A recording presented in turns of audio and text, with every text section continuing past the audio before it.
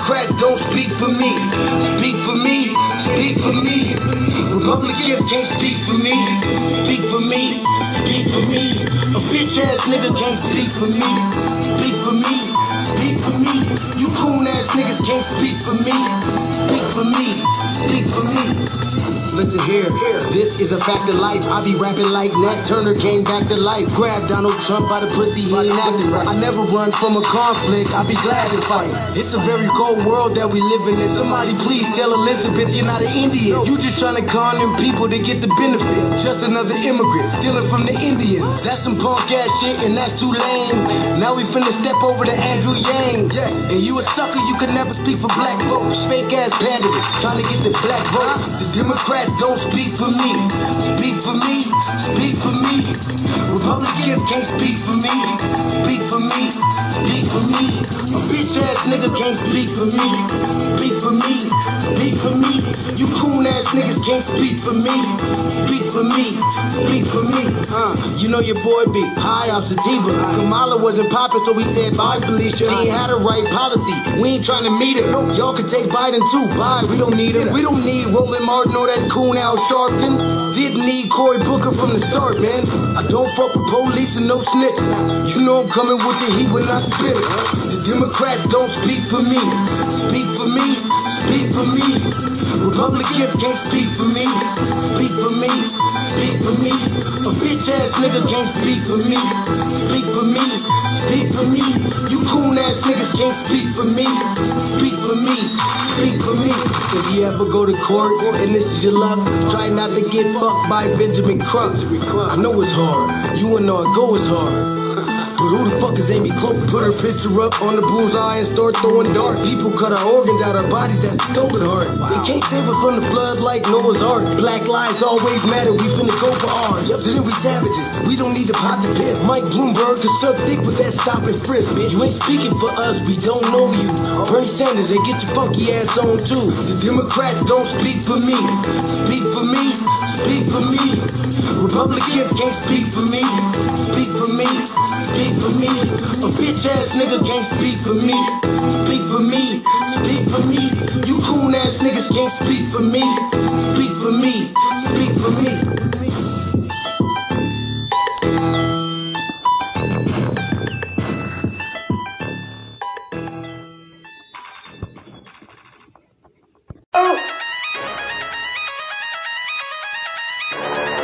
I'm talking about shout it going crazy. People are going crazy in them motherfuckers. Run that shit back, man. But it's nothing. Nothing. Got a woman on the bed.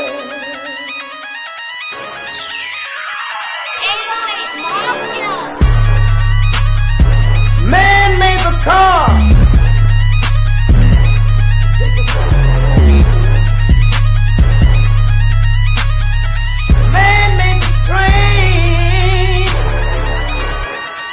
Carry the heavy load. Man made the electrolyte to keep us out of the dark. Man made the pump for the water like it's 7 Man thinks about a little bit of baby girl and a baby boy. Make them happy because man makes them strong. But after man make everything we can, do you know that man makes money?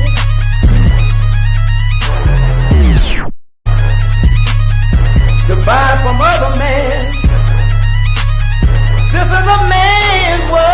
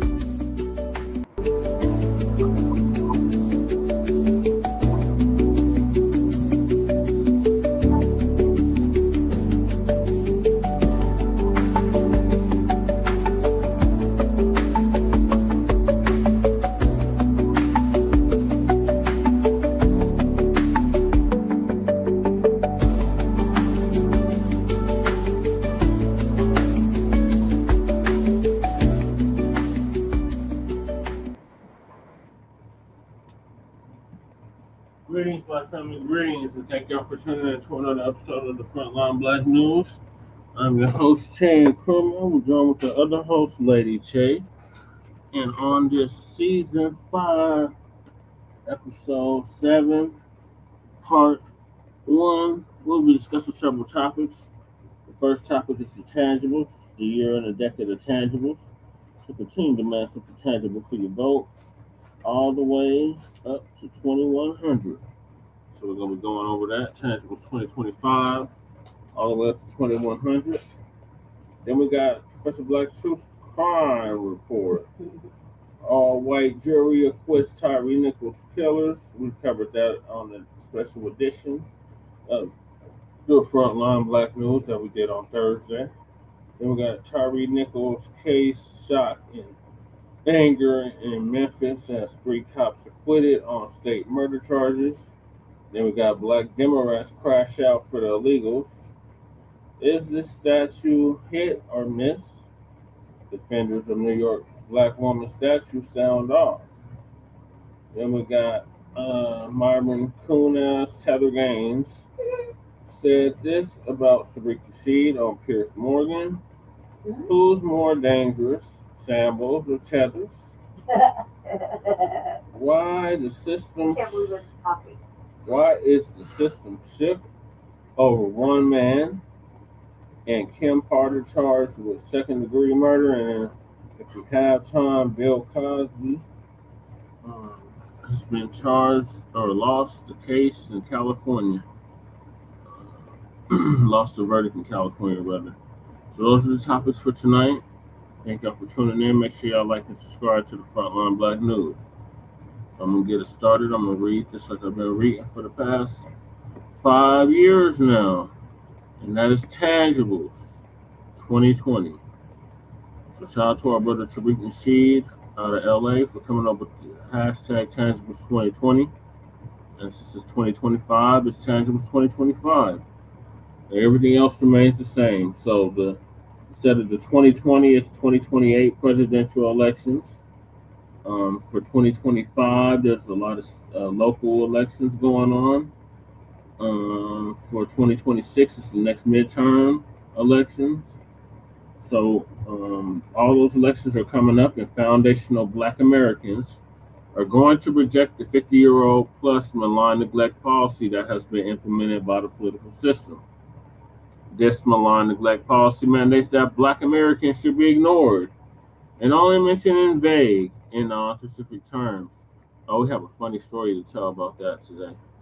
Lumping foundational Black Americans in groups of minorities, immigrants, people of color, communities of color, BIPOC, distressed, downtrodden, underserved, underprivileged, etc., marginalized, has only hindered the progress of Black Americans as a group while providing tangible benefits for other groups.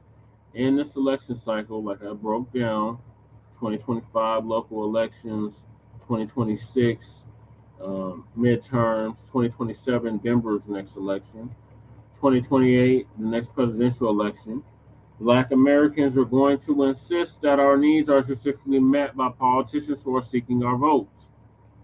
Foundational Black Americans want tangible benefits specifically for us. We do not want trickle-down, secondary benefits that are provided for every group. Every group has not been systematically marginalized and disenfranchised in every area of society as foundational Black Americans. So we refuse to be lumped in with groups who often assist in the exploitation and disenfranchisement of Black Americans. So politicians must offer tangibles, specifically the foundational Black Americans, or we simply will not vote for them. Be sure to spread this message far and wide on social media using the hashtag Tangibles2020. And since it's 2025, it's Tangibles 2025. And next year it'll be Tangibles 2026. All the way up to 2100. Continue to demand something tangible for your vote. That's Lady Che on the tangibles. basically, pretty much covered it. And now, even now, like it's more important to ask to demand tangibles from your local people because them motherfuckers think they're untouchable. They think they can't be touched. They can't be held accountable. They can just go ahead and keep spending people's money. Not giving black people nothing. Right. You know, so they keep saying hold your people accountable. And you try to hold them accountable, they just deflect and gaslight. Right. So I didn't say that. That's not what I said. Tangibles. I'm talking about the story. All right, so you know how we do. We just pop up and show niggas. So we went to a town hall that my former councilwoman put on today. Chantel Lewis. 5 black people there. And there was only 5 black people there in a predominantly black district that has been rapidly gentrified. And I have reminded her of something that she has said. And what she has said was she was tired of all these migrant shelters and homeless shelters being placed in her district. And that the other council members, they should take on the burden since they want to live up to the sanctuary city nonsense. So she didn't like that. Proceeded to say that we were causing division and that we were pitting different communities of color against one another, and newcomers against each other. And she wanted to do diversity and making everything equitable. Yeah. I was like, what? And I proceeded to tell her, well, you did say as city council that you were tired of this and you wanted them to stop this. And she proceeded to lie and say, no, I didn't say that. And you didn't hear. She said it like a year ago. Yeah. And you didn't hear it properly. And I have to keep reminding her, lady, I've been attending city council meetings longer than you've been in any office. So how are you going to tell me what you said and what wasn't said? And you're going to sit up here and try to gaslight me by trying to use this broad, ambiguous terms. And we told her straight up, like, we don't use those terms. Ain't no black and brown. Ain't no communities of color. It's just black. And we black first around here because we black nationalists. So what's she going to do for us, basically? And she proceeded to deflect and move on to some other dumb shit that these crackers wanted to hear. Yeah, trying to promote their agenda. So no tangibles is coming from her. She already know her time is up. She said, I'm just going to be in office till 2027. You can't blame me for what the previous administration did. Just going to keep passing the buck. Said, you can't scapegoat me. I said, so who we going to scapegoat? Herndon? That's all, because I told her The former council person? a year when she first came on, I said, they're going to make you the scapegoat for all this housing in your district. Watch Mm-hmm. you see. Don't let them do it to you. Don't let them do it to you. And she didn't want to believe me, and I brought it up again.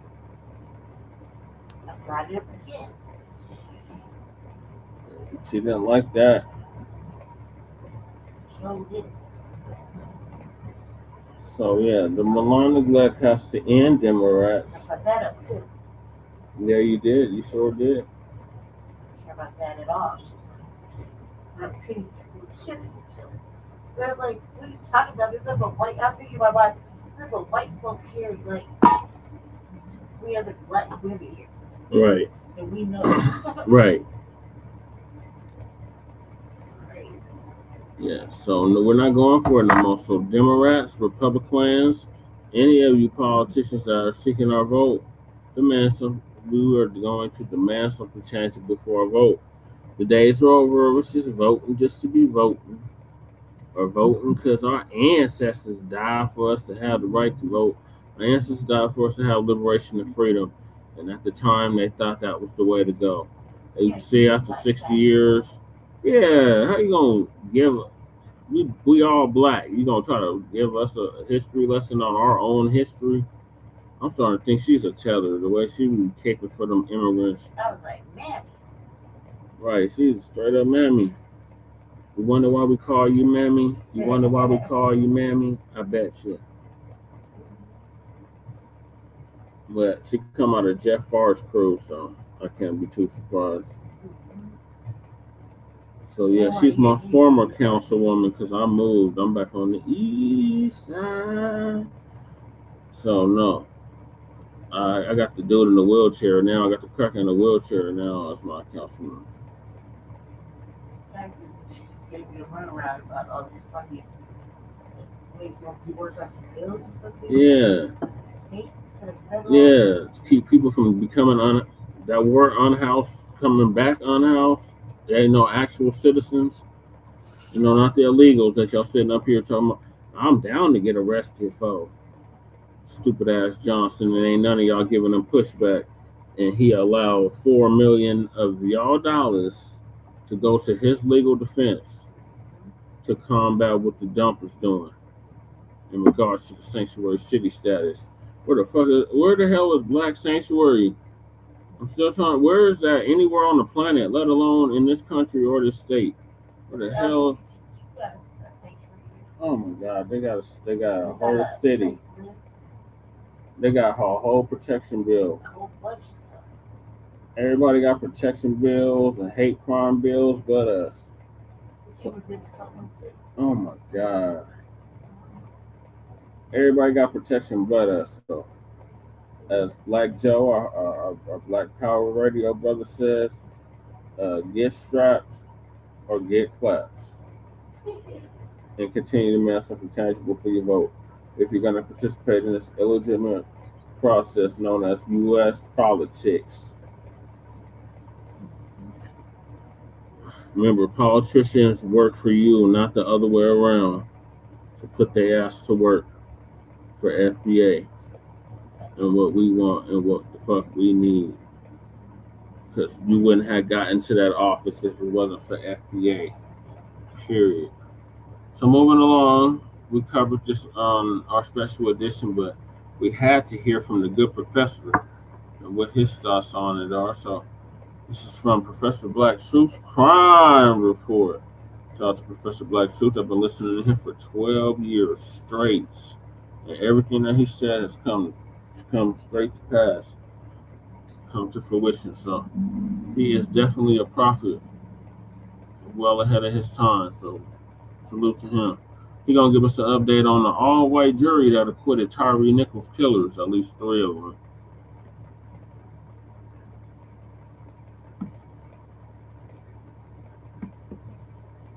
Family and fellow soldiers, I'm the professor, and this is the moment of truth. And now the Friday Crime Report. By now you've heard about the verdict in the state trial of the murderers of Tyre Nichols, a heinous crime captured on video, irrefutable evidence of an unforgivable crime, and the purest proof that we have an enemy within in the Black community, one that is as vicious and as deserving of being crushed as any gun-toting thug from the dominant society. All right, let's just cut to the chase here. This is a typical example of an all-white jury who ignored the law and deliberately engaged in an act of blatant jury nullification by giving an across-the-board acquittal to murderers who they knew to be guilty. Now, we can be disgusted at the outcome, but you can't be surprised. This was engineered. There's a demographic in this society who is totally and completely opposed to justice, the rule of law, or even common decency and morality. And these prosecutors and judges and police, they know that they can depend on that demographic to back up any act of anti-Black violence, no matter who carries it out. As long as it serves the interests of white primacy, they'll do it. There's a demo in this country who has always benefited from institutional injustice because it was the only way they could actually get anything.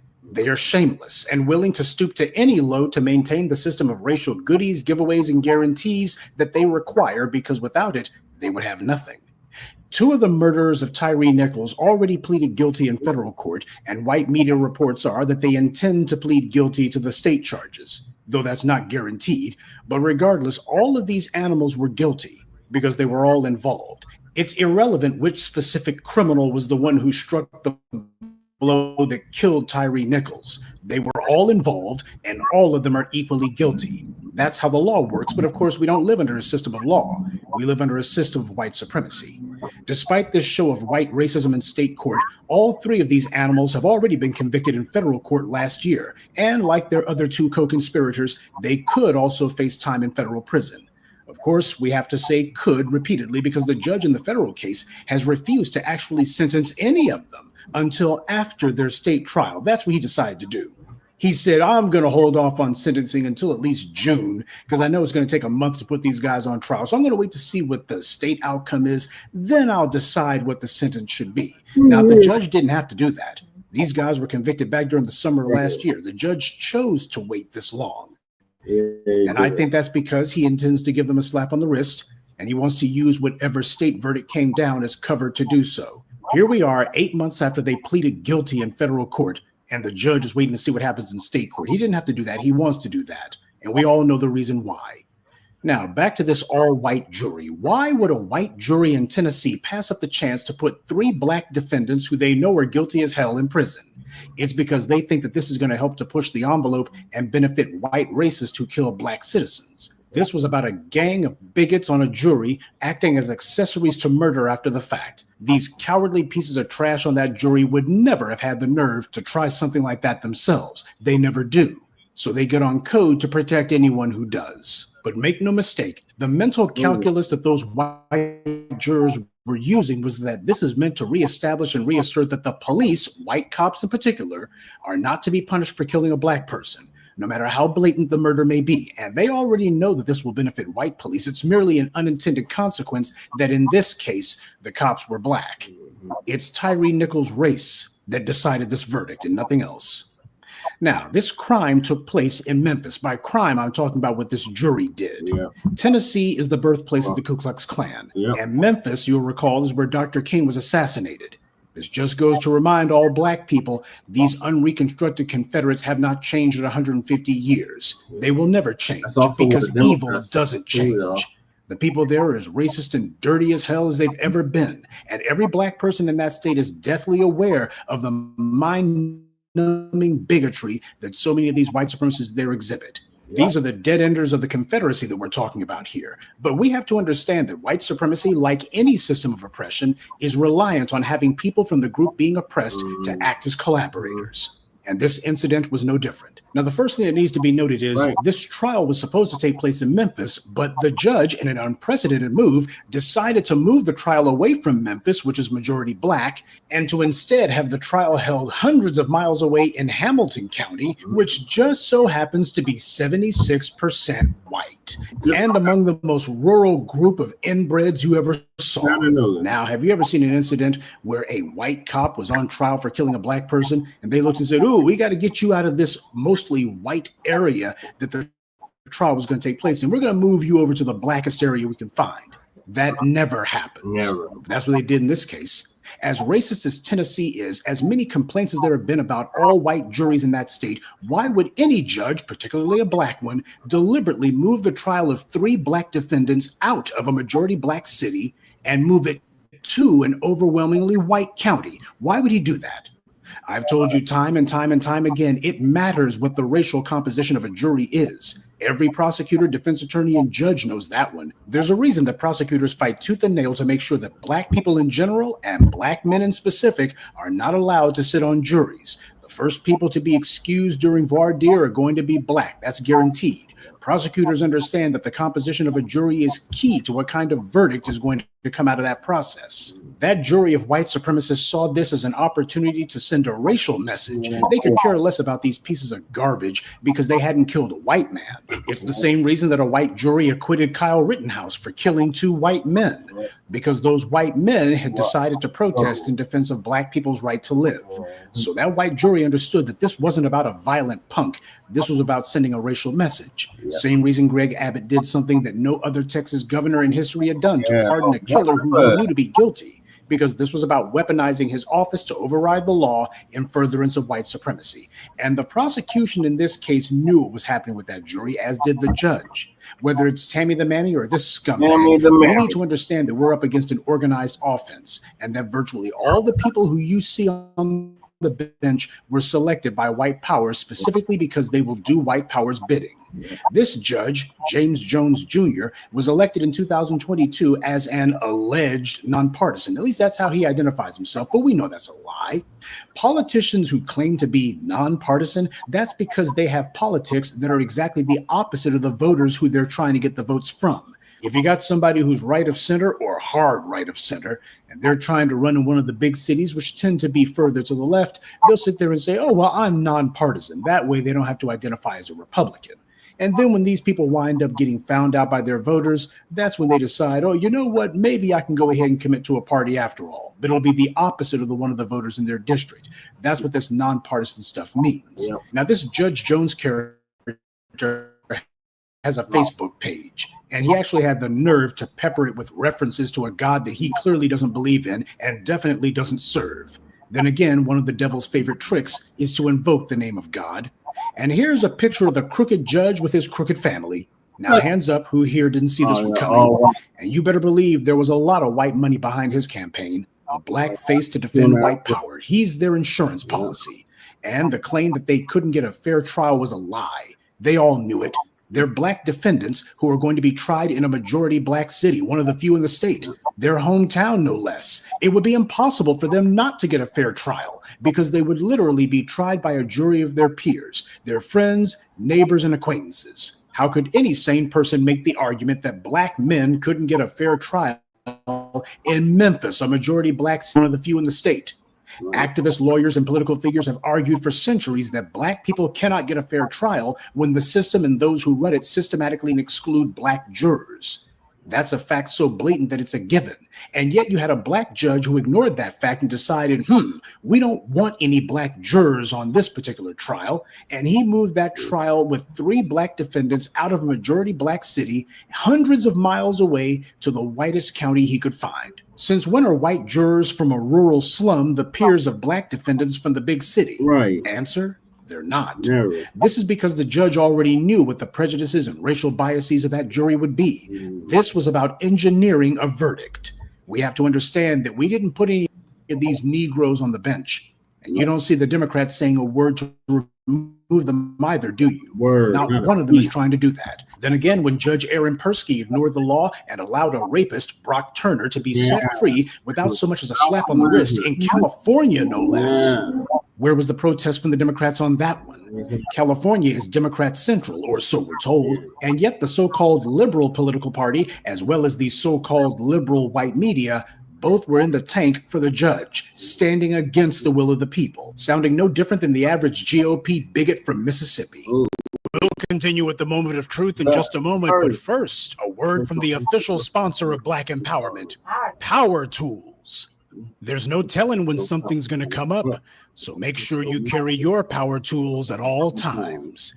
You never know when you're going to need to bring the hammer down, or when you'll have some trash that needs to be blown away, or some obstacle that requires cutting down.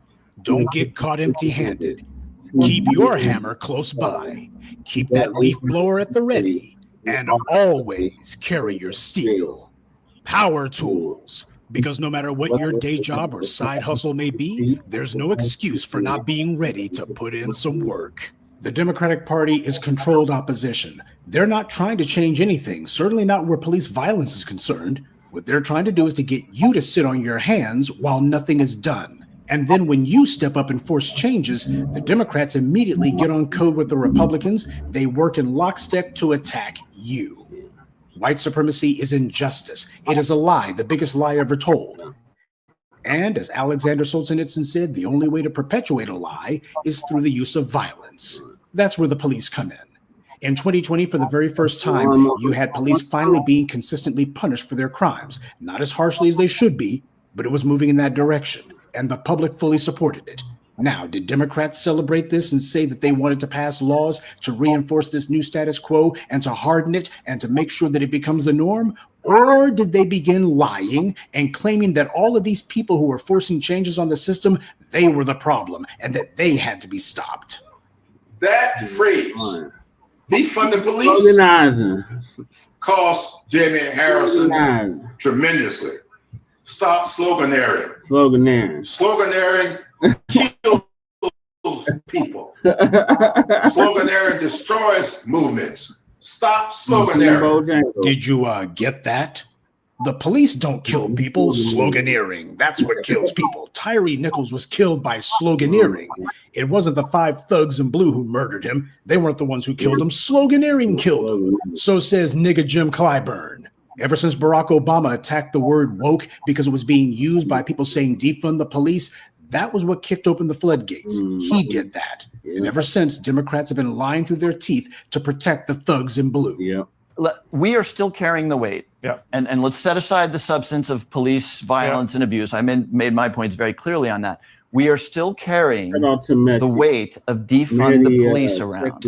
Now, by the way, almost no member of Congress said that. It was a Republican talking point that you guys let them run with at you. And so we're just the passive victims of that fact? Or can we stand up and say defunding the police is a bad idea that is opposed most intensely by African Americans? So it's actually not a bad idea when you explain it to people as about reallocating resources. But my point being is, I do think that people on your wing of the party have hidden behind that rather than look at other issues that cost you seats, cost you votes. Like defund the police was not the reason you lost the election last year. No one was even running on it. Joe Biden increased funding to the police. I was giving you an example. Now you see what happened there?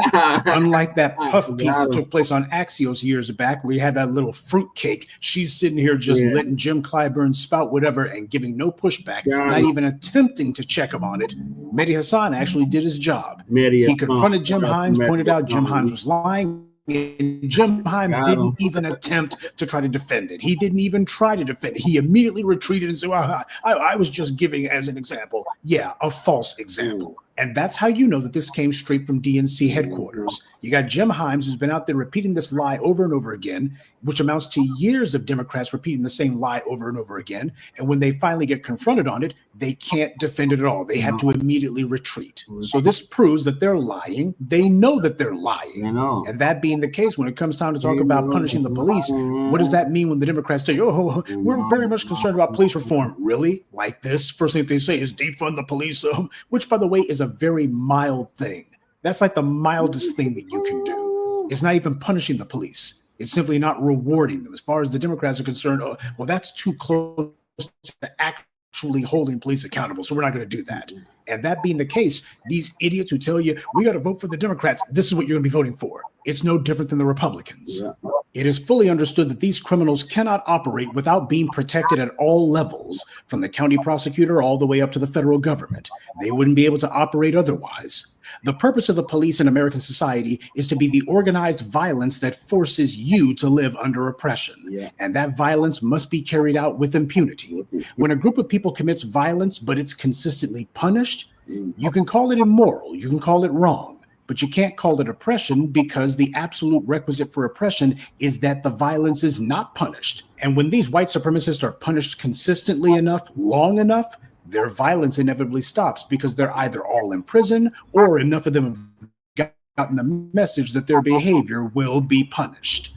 The police are the guarantors of white supremacy because they're the violence that the system calls on in order to compel people to comply with it. They're also the reason that the 1% are able to freely rape the land, rob the national treasury, and just take whatever they want, because whenever you try to take advantage of whatever opportunities exist, they bring up all of their rules and alleged laws that are in place to prohibit you, but that don't apply to these other people. This is why the thugs in blue must be protected at all costs, because these are the people that they're protecting.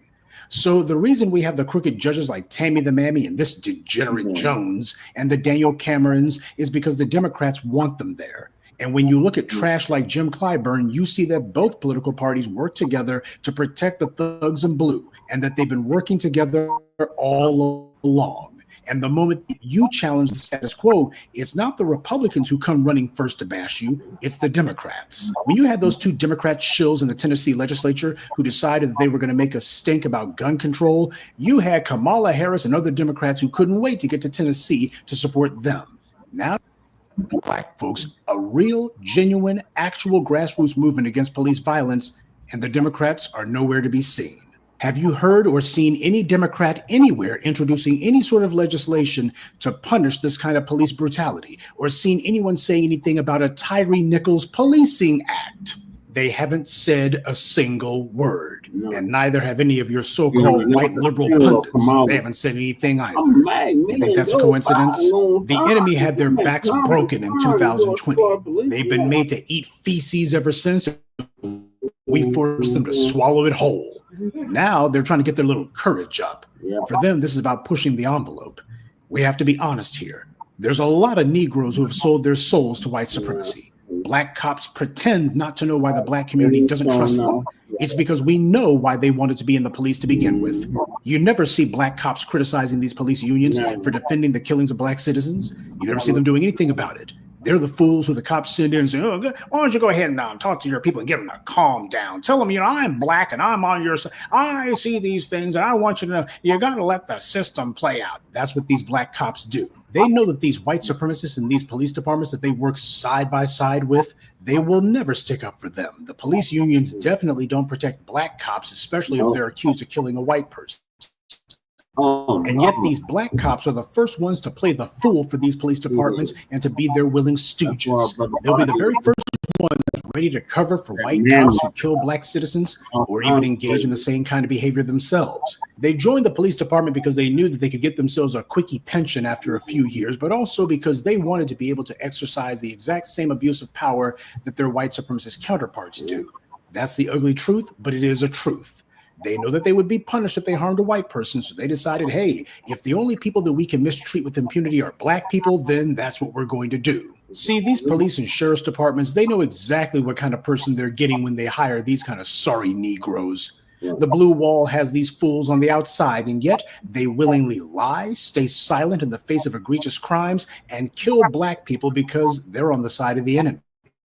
Now, as for what can be done about these animals, for the time being, until they're sentenced at the federal level, there's really not much that can be done. But as far as this corrupt Judge Jones goes, this scumbag needs to be removed from the bench. That's something that can be done, but don't expect the Democrats to be leading the charge on that one. In fact, don't expect any help from them at all. They have already made up their minds that they're on the side of white supremacy. And more importantly than that, Black people have been allowed to get too loose. Black people seem to think that their demands are supposed to actually be listened to and obeyed. So they got to show Black people that, no, we're getting things back to the old normal. And that means they're going to be blatantly, egregiously on the side of the Republicans in this case. They're going to be sticking up for the thugs in blue, and they're going to be telling Black people that we're the problem. So family, let's understand the situation that we're in. Let's be on our guard for ourselves and those we care about. Let's be ready to protect ourselves from police violence and protect citizens who are in distress. Let's also be ready to make sure that anybody, whether they be in the white media, whether they be these corrupt politicians, or some unthinking clod on the internet or what have you, if they stick up for the thugs in blue, if they try to give us some feeble excuse about why we need to sit on our hands when the police are attacking or trying to kill us, then let's make sure that the thugs in blue are not the only ones who are held accountable for trying to support injustice. And that's this week's Friday Crime Report. Keep your eyes open and stay on alert, because there's a lot worse criminals out there than the ones the white corporate media chooses to show you. Good day and be one. I'd like to take a moment to mention some of our contributors. Earth Angel, Angel Maynor, Frederica Moore, R. Laz, and John Harvin. Salute to them, and thank you to everyone for listening, liking, and sharing this message. Black empowerment only exists because of you. All right, ladies, what's your thoughts on Professor Black Truth's crime report? It's a fucking thing, man. Like, it's fucked up, but that's the way it is. I think that you know, that's the way it is over there. They did that. That's strategic. Why did the captain get in trouble too? Yeah, the chief. Yeah, it's like She definitely needs to go. Right. And it's fucked up when you're black. Do bad things to black people. Yeah. You know? There's a special place in hell for that. Yeah. Sort of thing. We're just willing collaborators in the race war. Yep. So that's enemy to the people type shit. To become a black police officer, just know that. When you do bad things to black people, when you're black, because you're showing there's a special place in hell. And you gotta suffer. You have to suffer almost just as bad, if not worse, because you know better. You know what I mean? Yeah. You know better. You know better. Why would you do something? That means you have no moral compass. No moral compass whatsoever. Right. That you would do something like that for no reason, especially a non-threatening individual. Right. Somebody that wasn't threatening, you know what I mean? In any way. So you're black and you kind of enemy to the people. Yeah, you're going to hell. You're going to a special place in hell. Because it's live. I guess he'll tap in when he's done. Yeah, I agree wholeheartedly, Lady Che. So keep in mind, my family, this is just a state trial. So they still got federal charges, but they're going to end up getting slaps on the wrist. And it's all by deliberate design, deliberate systematic design. Even though they black, they didn't kill a black. They killed a white. If they would have killed a white person, they would have got life without the possibility of parole or the death penalty. But since they killed a black man, it's nothing to see here, pretty much. So we'll keep y'all updated. So the family spoke out. We did play the press conference of that. Thoughts and condolences to the family for the loss of their loved one. But of course, they're shocked and outraged. So we're gonna play that next.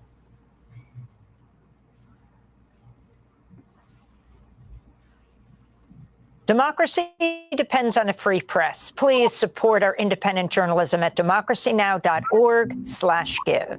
This is Democracy Now!, democracynow.org. I'm Amy Goodman. We end today's show in Memphis, Tennessee, where the family of Tyre Nichols joined supporters to protest and grieve Thursday after jurors Wednesday unanimously acquitted 3 former Memphis police officers of the murder of Tyre Nichols, a 29-year-old black father who died after the officers brutally beat him during a traffic stop that was caught on video. For more, we go to Memphis. We're joined by Amber Sherman, community organizer, member of the official Black Lives Matter Memphis chapter, and host of the podcast, The Law According to Amber. Welcome back to Democracy Now!, Amber. You were out there with the family yesterday as people held a memorial vigil and protests. Can you respond to the jury's acquittal of the 3 officers? Not to say they won't serve time in jail, because they were also federal charges that they faced along with other officers. Yeah, thank you for having me. I think that a lot of us were shocked. I thought they would at least be found guilty on a few charges, but boy, did they prove me wrong. I was like, okay, never mind then. But I do feel like them being found guilty on all of the charges really does embolden the Memphis Police Department.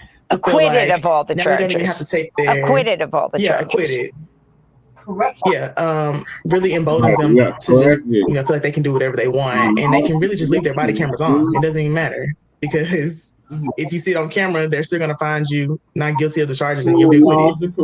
And can you remind our audience what happened to Tyre when he was just stopped for a traffic stop?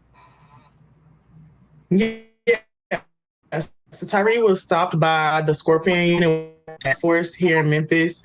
That task force has since been disbanded, but there's similar task force that exists still. So they're still doing these types of stops where they are targeting people in certain types of cars in certain neighborhoods, specifically black neighborhoods, because they said that they want to target high crime areas, but that area that he was in had only had 1 homicide in the entire year before.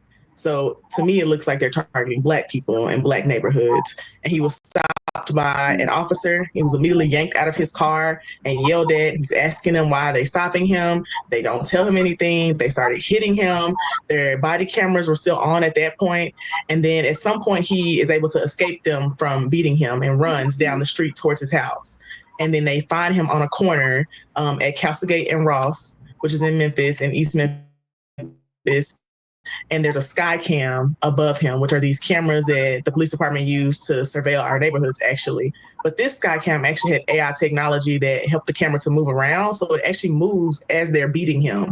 And you can see from multiple angles that multiple officers are kicking him in the head. They're hitting him in the body. They tried to spray him with pepper spray, but sprayed themselves. So then they get even more angrier and continue to hit him.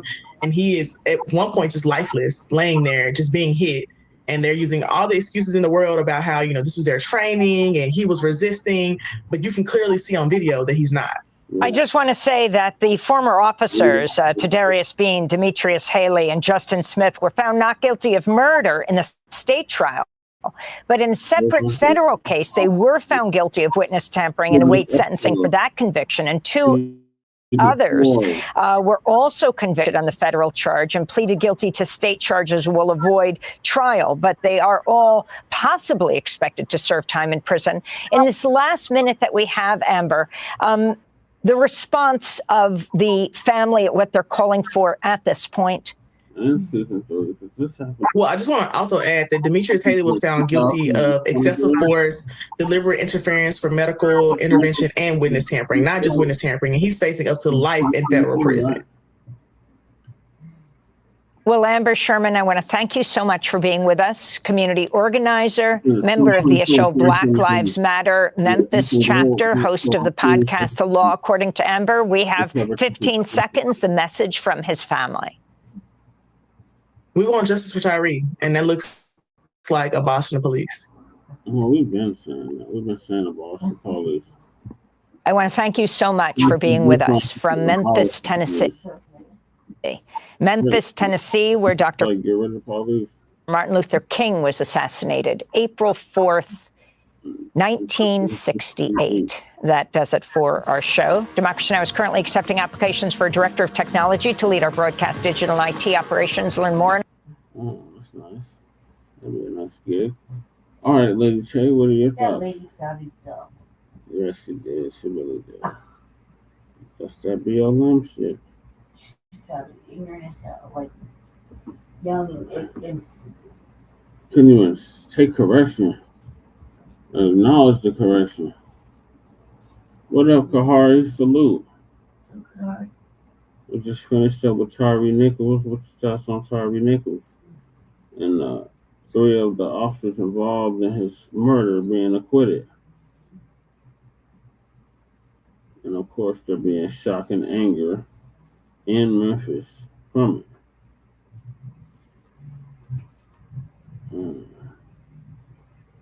Yeah, this is some bullshit. I think they're really trying to get us riled up and back out in the streets. But this shit, it was definitely deliberate and systematic. They went to a whole nother county in a predominantly white district for this trial. So the fix is definitely in. And an all-white jury acquitted 3 of them. The other 2, they still gotta get sentenced. So we'll see how that goes. And we'll update you on all of that. So moving along, the Democrats are crashing out for these goddamn illegal immigrants. They're down to get arrested, all kinds of dumb shit. So they showed and proved that the other day, like Democrats crash out for illegals. And I believe either New York, there was several mayors, Democratic mayors and elected officials that got arrested behind storming an ICE facility. So Tariq is going to give us an update on that.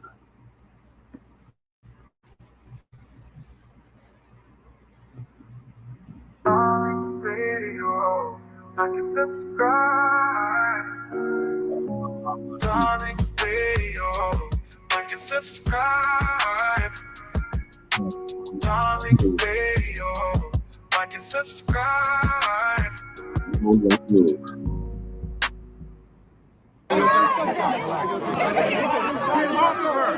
Get off of her!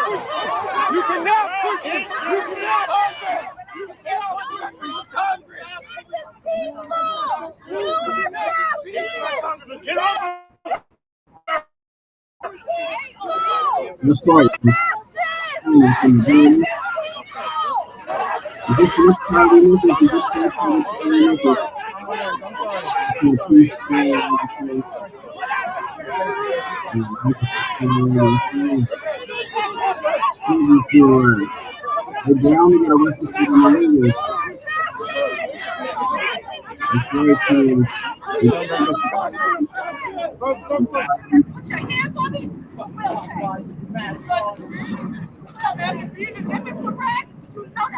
Look, they was down to get arrested for the Malay. This one, the whole ICE facility. All right, what's up, man? What's up? Welcome. A round of applause to you. Welcome to the Tap In with me, Tariq. I'm in the building. You are in the building. We're ready to chop it up as we always do. I'm going to ask that everybody give me a nice retweet. Everybody give me a retweet to let folks know that we're live right now, ladies and gentlemen. And if you can hear me loud and clear, I'm going to ask everybody to give me a thumbs up. If you can hear me loud and clear and everything is sounding the way it's supposed to sound, everybody give me a thumbs up. And I hope I don't have any technical issues, which I had some yesterday, but it's all good. We're going to work through whatever issues we have, but we got everybody in the building. All right. Waiting on everybody to pile up on in here. Let me give some shout outs to some of the regulars up in here who we see on a regular basis. We have Miss Beverly, we have Zuri, we have 666 Chrissy, Miss Court, we have Blockchain, Jocelyn, we have Goddess, Chairman, DJ Specs, we have Fua, MRK in the building, Lil old me, Rhonda, Miss Skyline, Dino, we have Ty Powell, we have Highland, we have Annika, we have Sir Mike, Hoodoo, Stephanie, Sister Brooke, Rashonda, we have Texas 214, FBA Furball, and the legendary, the Tebinator. Shout out to everybody in here. Round of applause to you guys, ladies and gentlemen. Round of applause to you. All right. And there's going to be a lot of stuff we're going to get into. First of all, we got to tackle, did y'all see those Black Democrat elected officials getting arrested for storming an ICE detention center? For these Black Democrat elected officials. It was the mayor of Newark. Was it Newark? That Baraka guy? Yeah. Is he the mayor of Newark? Yeah, the mayor of Newark. He got arrested for storming an ICE detention center. They were crashing out for the damn immigrants. It was another Black female politician. Just a lot of them. They do all of these performative gestures. Mm-hmm. They really crash out when it's anything that ain't got nothing to do with Black issues. When they get the green light from white mommy and white daddy to crash out for something, boy, they go all in. They risk it all. And they're losing support from the Black base because of this benign neglect. See, this whole thing where they can't do anything for us, every time we say, hey, we need some advocacies for tangibles for us, we get every excuse in the book. But these folks will crash out. They're out there about to get pepper sprayed, getting arrested for some damn illegal immigrants. And you wonder why your Black support is draining right now. But this little publicity stunt that they did, crashing out for immigrants, it's backfiring already on them. It's just not a good look. prioritizing these other groups over foundational Black Americans. These people need to read the room. There's a major delineation movement happening right now. And listen, I understand. Look, let's be honest. I understand these people, they do the bidding of the corporations. And the corporations, the corporate structure, they're the ones who want all of these illegal immigrants over. But that's not how politics are supposed to work. You're not supposed to be flunkies and do-boys for the corporate structures. Right. Because it's these corporate entities who kick in for the campaign funds for a lot of these politicians. So, they're going to pop that coochie for the corporations. That's why they crash out for them all the time. But that's not how it's supposed to work. You're supposed to be doing things for the people. And we have to stand on that, and we have to make them stand on that. And these Black Democrats, because they love bragging about the first Black mayor here and the Black congresswoman there and the Black this and the Black that, but they make sure they don't do anything for Black society. That's not going to fly no more. And these Black Democrats going out here getting arrested for immigrants, that sends the message they're willing to go to jail and stomp the yard for non-citizens, but won't lift a finger for reparations or anything tangible for foundational Black Americans. And we have to let them know that is not acceptable at all. And all of this political theater with no tangibles, that's not acceptable. We don't want no performative symbolic stunts. We want policy, not photo ops, family.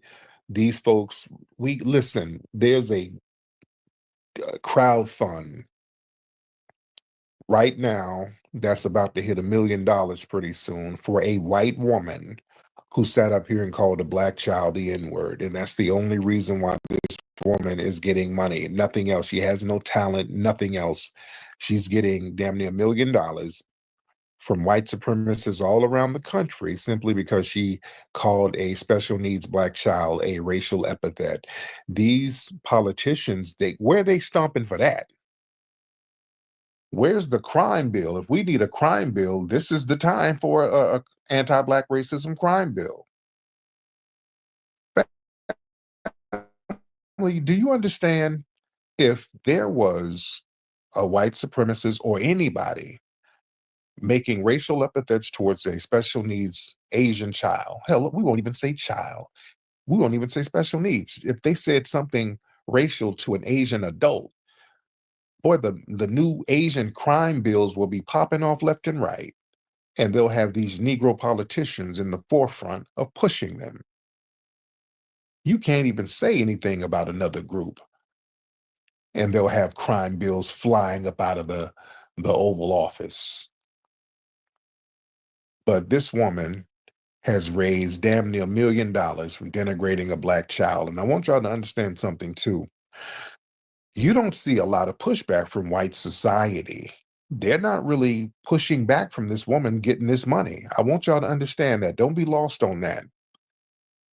Most of white society, they're just kind of silent about it. They're not pushing back on that. And in a lot of cases, silence means complicity, because if they don't like something, they're very vocal about it. When they don't like something, especially if something we do, they get real vocal about it. But they're not really that vocal, liberal or conservative. I want y'all to understand it. Don't miss that part of it. This white woman making all of this money, there's not a lot of pushback. So there's a silent agreement with that from white supremacist society as a whole. Black folks, don't miss that. Don't miss that part of it. Because look, there were some Black women at Frontier Airlines, and they were talking shit, I guess, to a white man. He came in late, and some sisters there working at the airport he was talking shit, so they was talking shit back. And boy, the white people around the country, boy, they demanded that those women got fired, and they did. The women got fired, so they know how to make some noise when it's something that they want to make noise about, and they know how to shut the hell up when there's something they're on code about. You see? So don't miss that. But family, as we see these performative gestures by the Democrats, That further shows why there's an erosion of trust by foundational Black Americans in the Democrat Party. See, we see this stuff, it's a betrayal because foundational Black Americans, we've been supporting these politicians for decades.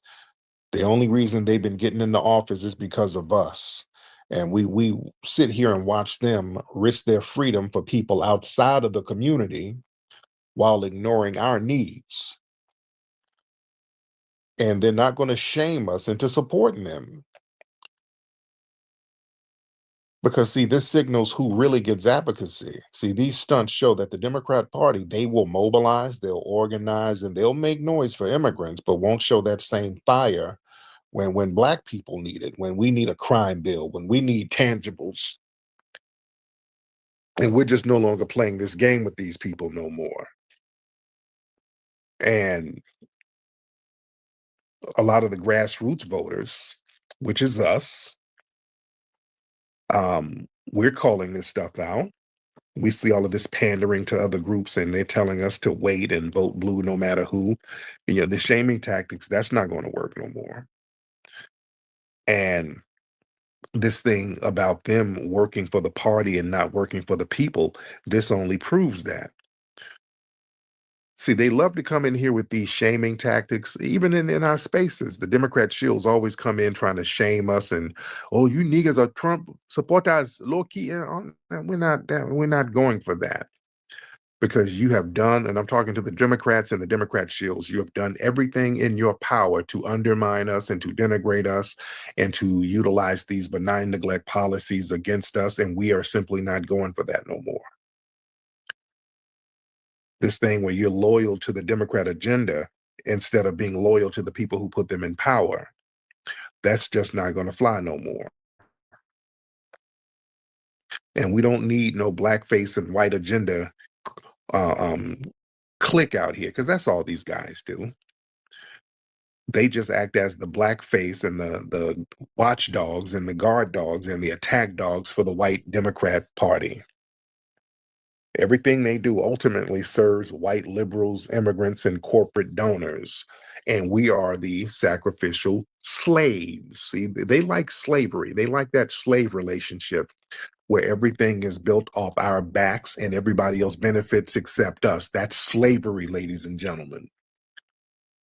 And we have to say enough is enough. We're not doing these slave deals no more. And then on top of that, them caping and getting bashed up and down their heads for the immigrant groups, and the immigrant groups come over and there's no reciprocation. These immigrant groups come over, they receive advocacy, support, policy wins, and then turn their noses up at these same black politicians, and then turn their noses at us and go beyond turning up their noses. They start actively undermining us. We sit up here and these politicians are getting arrested for these goddamn immigrants and refugees, and then we get Myron gains out the damn deal. We get a bunch of Myron gains. That's why that immigrant thing, that ain't working for us. We ain't really caping for that at all. Let me get some of the family in here, because we got a lot of folks in here. Y'all hop on in there. Where the Democrat shields at now? Where y'all at now? RJ, where's RJ the Tether? Where he at? Because usually they're the first ones up in here. Where's RJ and all of these guys? Where's Daniel and all of these people? Come on, Democrat shields, where y'all at? Tell me how this thing is working. These folks out here caping and getting arrested and doing all of these performative gestures. All right, let me get some calls in here. Let's get Just Jonathan in the building. Just Jonathan, hop on in. Just Jonathan, hop on in the building. And unmute your mic, Jonathan. Bro, I totally agree with you. Like, everything you just said is key, right? Mm-hmm. I mean, you can't even argue with any of that bullshit. So people need to look in the mirror. And when you look in the mirror, you know, I had to do it once time in my life because I was a shithead when I was a kid. I think all of us Gen Xers were shitheads because we did stupid shit. But I didn't die. You know, isn't that what they say? I didn't die.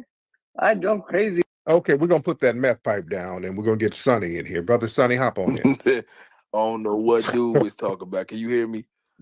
Yeah, what's up, brother? Yeah, I hear don't you. know what dude had going on, but I hope he get that together real quick. Yes. Nah, so speaking of that girl, that Shiloh Hendrix chick who raised all that money, I don't know if you heard, it's a black girl named DeAndrea. I forgot her whole name, DeAndrea something. And Keandria Damone, and she was doing like she's like a master coder basically, and she's actually did like some extensive research onto that whole give, send, go, little GoFundMe kind of thing, and she's like actually working to like do some investigation to stop her from getting that kind of money, and she's been blowing them up and exposing that. I retweeted it on my profile, so I don't know if you happen to see it or not, but it's like a little 3-minute video. She like a black girl, she a content creator and all that, and she raised up like $750,000, but that girl actually is like trying to do some investigative stuff to stop her from getting that money, and she's been like blowing this up, and it's been going crazy viral and all that. So yeah, but I just want to say that and land my plane. I mean, okay, I'm gonna look into that definitely, because I did hear something about that, but I got to look into it. Let's get J.R.E. J.R.E. All right, J.R.E., you got 5 seconds, and those 5 seconds are up. We got Kobe. Kobe, you in the building? Yeah, why do you take advantage of black people listening to you like you're some moral black person, but you're really like the detriment of black people, bro? How so? What do you mean, how so? Look at you, bro. What about? Okay, I'm Look at looking what at you me. I talk look. about. Okay, what do I talk about that's false? You're a professional victim. That's what's false. Because your communities are professional What's my victimizers. community? What's The my white community? supremacists, the white supremacist community. I'm mixed. What about that? With what? With what? What do you mean with what? Well, you're mixed with what, and what does that mean? You're mixed with what? All white supremacists are mixed with something. I'm black, half white. No, sir. I'm looking at a white man in your profile, sir. Okay, well, I'm looking at a black man, a black I American. am. Well, you're looking at a foundational black American, sir. I'm looking at your profile. You pass for white, so I don't know what black you got in your system or whatever. That's a white man, and you're sounding like a white man. So you're discriminating against therefore, sir, since you can pass for white, you can practice white supremacy. So that's a victimizing system, sir. So where am I wrong for pointing that out? You know, nobody cares if you're black. Nobody pays attention if you're black or not. Yes, you do. Yes, you do. The hell you don't. Do you mean No, they don't pay attention? The hell, sir, they've created every law, system, and infrastructure that was based on anti-black racism. Everything in this country institutionally was based on anti-black racism. There's always a thread of anti-black racism in everything in this society. What do you mean they don't care if we're black or not, sir? What are you talking about? So you're telling me you don't see black people doing crazy shit and think, man, why the f are y'all doing this? Why are y'all doing this? Y'all acting ratchet. Y'all are hood rats. You don't think the same thing that I'm saying right now? Sir, at least in foundational Black American society, we have a balance. For every ratchet, we have a revolutionary. For every hood That's not rat, what we I have asked. but that's what I'm telling you. For every hood rat, we have an honor student. We have a balance. We have icons. We have upstanding foundational Black Americans. White supremacist culture is nothing but degenerate, sir. Everything in your culture is degenerate. So you can't point a finger and have some type of moral authority against foundational Black Americans. Do you understand that? Everything in Black American culture is degenerate and ratchet. What are you Sir, talking about? so is Dr. Martin Luther King degenerate and ratchet? Yeah. What do you mean? Okay, Yeah. okay, No, all right. his So message right. was not All right. So not the his fact message, but him. the fact that you think a person who was honorable, who stood on business, who advocated for all groups, the fact that you think that that is degenerate and ratchet shows your degenerate retrogressive mindset as a white supremacist, sir. Wasn't he a bunch of white bitches? That's He what the fucking a bunch of FBI white said. bitches? No, because if he did, they would have exposed it for real right now. If he was all of these musty white bitches, like you said, from your degenerate community, they would have had video, they would have had audio, they would have put it out already. They wouldn't have a rumor going around all of And this time. this the thing. I don't care if he was. His message was pure. It was so pure. There was, you can't find a single Yeah, flaw so in any of his message. His message, right. regardless You of don't, who and said it. you He don't could have have said anybody it. like that, and you don't have anybody like that in your community. You don't have a Malcolm X. You don't have a Rosa Parks. You don't have an Ida B. Wells. You don't have a Dr. King. You don't have a Dr. Francis Cress Welsing. You don't have none of these iconic people within your community that are international heroes who are not degenerate. So how can you wag a finger talking about degenerate culture? Every hero in your culture is a degenerate. Is that true or not true? Who's my hero? Kyle Rittenhouse and people like that, Daniel Penny and That's people my like hero. that. That's Those my are your hero. heroes. Those are your heroes. Yep. Those are your heroes, degenerates. Name some How of your can you heroes. say that's my hero? Name some of your heroes How who are can you not say that's degenerates. my hero? Name some of your heroes, sir, in white supremacist communities who's not a degenerate. Name one. I don't have you muted. Name some heroes in your community who's not degenerate. You do have me muted. You talking shit. Go, sir. Go. No, I'm saying, Name the heroes in your community who's not degenerate, sir. what is my community? Yes, sir. We've been over that. Now you're stalling because talking you don't about me have and any you. heroes. Now you don't. You're stalling. This Martin is Luther called King's stalling. my hero. Martin Luther King. Okay, right. But he's a foundational Black American. So the fact that foundational Black Americans have to be your hero shows that you have a degenerate culture, sir. So you contradicted yourself. I'm just exposing your shit. He was a piece of shit. You're His not. message was the truth, but he Then was a who piece was of shit. then who was better than him as far as morality in your community? Tariq. I'm not a part of your community. I'm not a part of the white supremacist community, sir. I'm not white. And the fact that you can't answer, yes, you are, sir. You're very, very white. And the fact that you can't answer proves my point, sir. Right? Is it not a moral question of good and bad? You're just babbling, sir. You lost the argument. Or So is it this black is and you white? babbling. Are you racist? This is you babbling, is sir. black You're against babbling. everybody, or is it You're good babbling and and you're babbling and wasting time because you don't have an answer, and I've debunked you, sir. So Debunk what are you what? let's I've debunked your white supremacist narrative. So what are you really upset about? That you can't let's slow down because you white supremacist trolls like to talk in circles to hide your real agenda. You said I'm a professional victim. Victim of what? You have to have a victimizer in order to be a victim, right? No, you don't. Not yes, when you you're do. a professional victim, everybody around you is a victimizer. That's how you Right. and that's how you make money. That's what it boils down to. How I make money? Yeah. What do you mean? How do you know how I make money? I'm sweating. What do you? Every time you're on here, you're talking about this and that. Everybody's doing How this do and you that know against how I black make people. money? This and that. This is why there's so many people on here. This is why we're talking about this. What do you Right, mean? you're upset because I have a large audience. Upset. Yes, I'm not upset, you are. brother. You're very upset because I have a upset. large audience, and you're sitting there in your trailer park, I'm not lonely. upset, brother. You're lonely eating a bologna sandwich, No, sir. I'm trying to have an intelligent conversation. I'm No, not you're upset just at all. babbling, sir. You're babbling. What part of the South are you from? Are you from Kentucky? I hear a little Kentucky accent. Where are you from? I'm from Mississippi.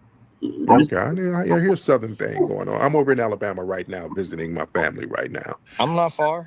We close. Yeah, I know that. Yes, indeed. We're close, brother. We're brothers. We're brothers. Right, and it's interesting. You We're said brothers. we You're got my a brother. We're close. right, but You're hold my on. brother. But what you just said, you were like, well, blacks got a ratchet, degenerate culture. I'm in Alabama right now. They do you do. know how many? They do. Sir, Hey, what's cracking, sir? Let's see have you you seen your family out here? I'm in Alabama. I've seen so many redneck, toothless, methed out hillbillies. It's ridiculous. You talking about degenerate culture? Nichols, It's nothing but hillbillies from your community running around here with 3 teeth in their mouths. Do you think that I become crazy? Those people too. But you're not at liberty, sir. You're not at liberty to point your finger at foundational Black Americans talking about degenerate and ratchet culture when the South, and I'm down here now, it's full of disgusting, degenerate, retrogressive hillbillies with 3 teeth in their mouths. Okay, let me ask you this. And you sound like you only have a few teeth in yours, sir. No, I go to the dentist every 2 months. So I don't believe it, sir. I don't believe it. But go ahead.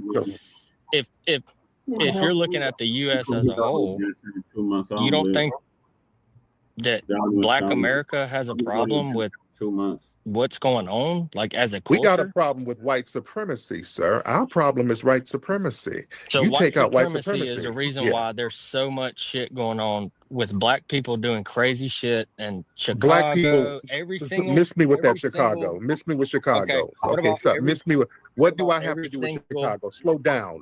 Slow down and stop with these Fox News talking points. Alabama, what do we have? Mississippi, slow downtown down. Kentucky, downtown. What do we every city in the you're not gonna. US. Okay, you're gonna put that meth pipe down. Okay, I'll put the meth pipe down. Put the meth pipe down and calm down. What do I or any other Black person have to do with crime in Chicago? You don't. So why are you? Why the hell you bring it up? Why did you bring it up? Because that's Black culture. What do you mean? Why do I bring it up? Black culture. That's normal Black culture. That's why I bring it up. How is it Black culture? And no, it doesn't. That's your fantasy. You white supremacists have these criminalized fantasies about Black people going around robbing and raping. That's your fantasy, sir. That's not our fantasy. It is a fantasy. That's your fantasy. That's like a little wet dream. Y'all get off on the thought. It is. That's a fantasy you guys have. That's a white supremacist fantasy that Black people are running around just committing crime all over the place. Y'all get off on that nonsense. That's your fantasy. That's not reality. We're not going around committing crime all over the place, sir.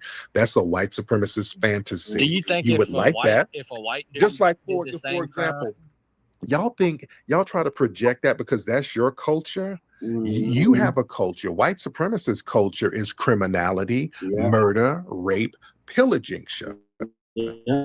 Sir, that's your culture all day. And you've normalized it to the point where some places it's not even illegal anymore. It's so normal. Just like Kyle Rittenhouse. This guy went around to a different state with a gun killing people, and you're like, oh, he's perfectly fine. That's your culture where you normalize nonsense like that. That's how degenerate you are, sir. We don't have institutions. Stop. Did Kyle Rittenhouse stop. Kyle Rittenhouse?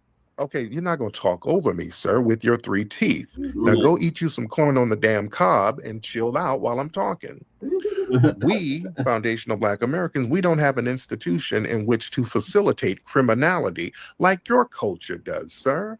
So you're not going to point your finger at foundational Black Americans talking about crime. We're all not running around committing crime. That is your fantasy, sir. Even in Chicago, they're not running around committing crime all day. That's your fantasy, sir. You understand that? Billy Bob. Right? And this is another thing, because you guys have such a jealousy of Black males, y'all have to project all this weird shit. This is why you sitting up here claiming to be Black. That's a fantasy. You understand? The first thing you said, I'm mixed with Black. Y'all got a fantasy. Y'all want to be Black. You want to have the swag, but then you start projecting all of this weird shit. Did Kyle Rittenhouse shoot a single Black man? No, because we saw what he was trying to do, and he shot the white man. He shot the white men who were trying to protect the Black people. So why are you bringing him up? He shot a pedophile. Because that's your hero. That's not my hero. That is your hero. Yes, why are you bringing him up? He's just your hero. That's why you're defending him right now. I knew you were going to defend Kyle Rittenhouse. Yeah, Kyle Rittenhouse didn't know what nobody was. Kyle Rittenhouse didn't know what nobody's jail record or criminal record was when he went over there shooting. That's not nothing that you can pop your collar to. He wanted to go over there and shoot. He wanted to, because the Black people saw what he was trying to do and play past that, sir. They didn't let him ambush them, sir. He shot a pedophile. You didn't know. He didn't know he was a pedophile. He didn't know that. So what are you talking about? He didn't know that. That's not something that he actively went out to do. He could have shot a pedophile on his damn block. If that were the case, There's a bunch of pedophiles in his neighborhood he could have shot. He didn't have to go over there around the black protesters. Yeah, he went over there trying He to get shot one of the somebody running up protesters. on him to hit him with a Yeah, skateboard. That's what he yeah, shot. because he was out there Would pointing you that do the gun same at people. thing? Would you He was if well, somebody was shit. trying to hit you with a skateboard, would you do this? Would you shoot him? Well, Well, are you saying that you're saying it was no? You're saying it's justified if somebody's trying to assault, it's justified if killing them, somebody's right? hitting you with a skateboard, will you shoot them? Right. Well, you know, I probably No? would do what Carmelo Anthony did. So Carmelo Anthony was doing the right thing. Carmelo Anthony was doing the right thing, right? Down in Texas, right? If somebody was jumping them and No, whooping no, them, right, yeah, right. I'll stab them too. There you go. So you agree with our brother Carmelo Anthony, right? Okay. What about Yes. the other No, one no, with the skateboard? no. Okay, if we're gonna go with your logic, Okay. you My agreed logic with is if somebody's whooping your ass, we're going over this. regardless of where you live, okay, you have a right to shoot them or kill them or whatever. Got it. Okay. So that's Carmelo irrelevant. Anthony was Carmelo Anthony was justified, right? If they were whooping his Carmelo, ass. okay. Slow down. I'm not going to ask the same thing over and over and you just talking. Carmelo Anthony, because he was being assaulted, according to the twin brother, they assaulted the Carmelo Anthony, and Carmelo Anthony pulled out that blade and got to jugging. So you're saying that he's justified, right? If they were jumping them, I will. If they were jumping me, I'll jug them the same way. I didn't. That's how it is. So Carmelo was justified then, right? If what you they've don't, you're saying released, okay. Yeah, he is. If they've There you released go. all the facts, which you know what it is, they're trying to make this more politicized and all this shit. You know what the fuck they're doing. So if they've hidden shit and not released everything, if they've released everything and the twin brothers were jumping them and all this, and he stabbed them, that's how it is. If you jump somebody, then you get stabbed and don't be crying. That's how it is. But if you hit somebody with a skateboard, like the other dude, whatever the white boy you talking about, No, don't be mad. no, because that's different from Carmelo. Carmelo was fully justified because he wasn't bothering anybody. Kyle Rittenhouse actively went out there looking for people to target. There's a video of him saying, if I had a gun, I would shoot protesters. He had an illegal gun. He went out there with the white supremacist group. He was out there to target people. So yeah, that's called white supremacy. Okay. And by the way, where's your family from? What part of Europe is your family from, Kobe? Yeah, he does sound like he has low testosterone. How was that white supremacy if he shot? What part of Europe? What part of Europe is your family from, Kobe? Lock up the others. You Irish? I'm Native American. Oh dog. yeah, nigga. If you don't get your, I agree, twin. I'm before you. How about that? You ain't no goddamn you ain't no damn Native American if you don't shut up. You sound like you got a low. You ain't no Native American. Okay. You ain't shut up. Okay, whatever. Well, Okay, just stop. I don't Just have stop. to prove my shit Just anyway. stop. If- You're not. if You're not. the You're Kyle- not. You're if- not. You're not. if You're there's not. You're difference not. between the You're Kyle not. You're Rittenhouse not. shit- You're not. Okay, just nigga. stop. Just stop. Okay, just You want stop. $5? Because when you just start lying, first you white, then you black, Yeah, you then know you you Native lying. American. You You don't know. already You mix with everything. You are you crack Asian. You mix with cracker and Caucasian. All right, you're another crack Asian. Oh, now you racist against black Native Americans, huh? Now you racist. You ain't no You damn racist. Native American. Oh, I'm not. You ain't no, No. nor are you black. You're Caucasian. You're cracker and Caucasian. sir. Why can't you just talk about what the logic of the Kyle Rittenhouse and the? Yeah, but what you Why can't you talk about that? The logic is this guy got a white supremacist pass. He got a white supremacist pass. That was white supremacy on display. That wasn't self-defense in any sense of the word. That judge sat up there and bent over backwards for that man in a display that was so despicable and disrespectful to the judicial process, saying that he couldn't that they couldn't call people that he killed victims, that they couldn't show the video, that they couldn't show videos of Kyle doing a premeditated assessment of what he wanted to do. They didn't allow that in court. They didn't allow his ties to white supremacist groups where Kyle is throwing up white supremacist hand signals. That judge was on team white supremacy. A black person couldn't pay for that kind of defense from the bench, sir. That was white supremacy on display. Can I ask you a question? question You about can't ask me Carmelo Anthony? nothing. Yeah. Yeah. What about yeah? Ask me about Carmelo. Yes. Okay. Let me ask you something. If he said, man, these people have been fucking with me at this school. I'm tired of dealing with this shit at this school. I'm going to this school, going to this track meet. I'm not starting nothing. I'm not saying a word to nobody. Outside of I'm the not school. saying nothing to nobody. I'm not looking at nobody. Fuck? See, these crackers, man. I'm walking to these bleachers and sitting on these bleachers.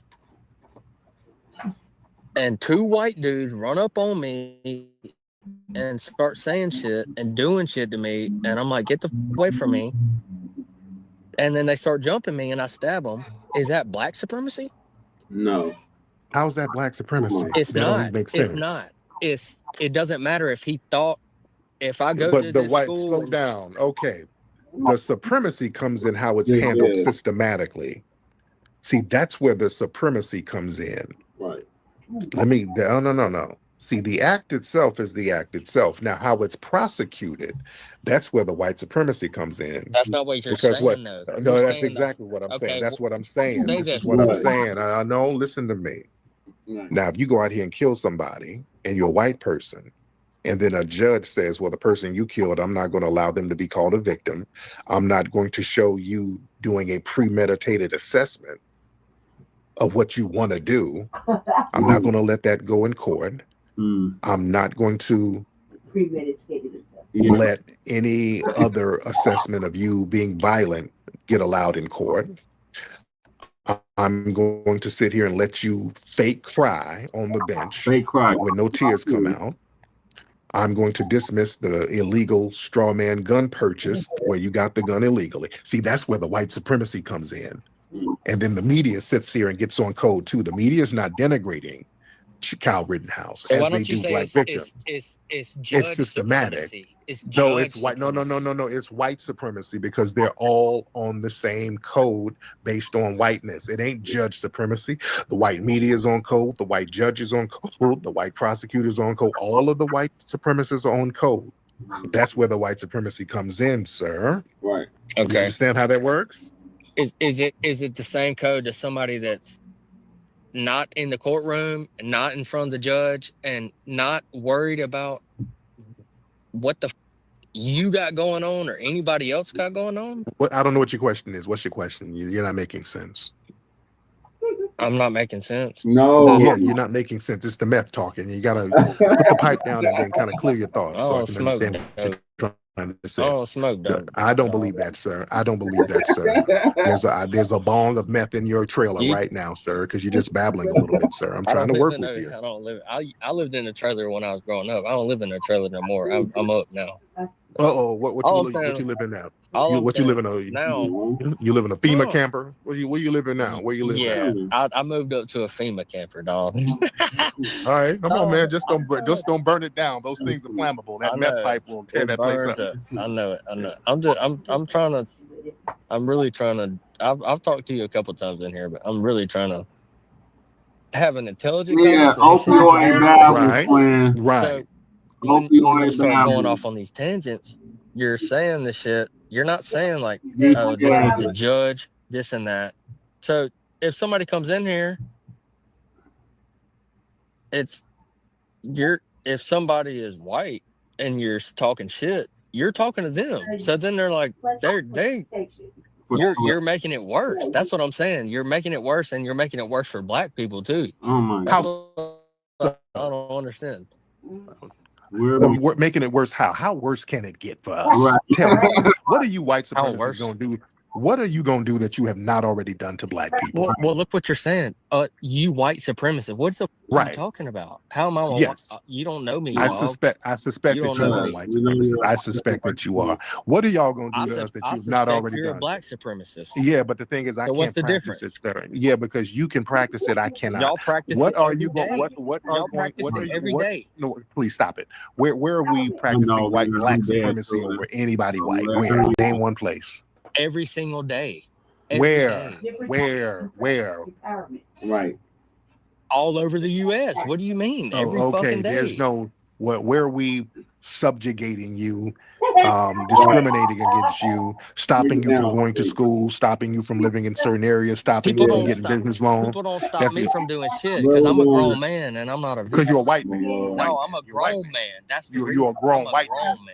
You're a grown white man. I'm a grown man. That nobody don't stop me from doing shit.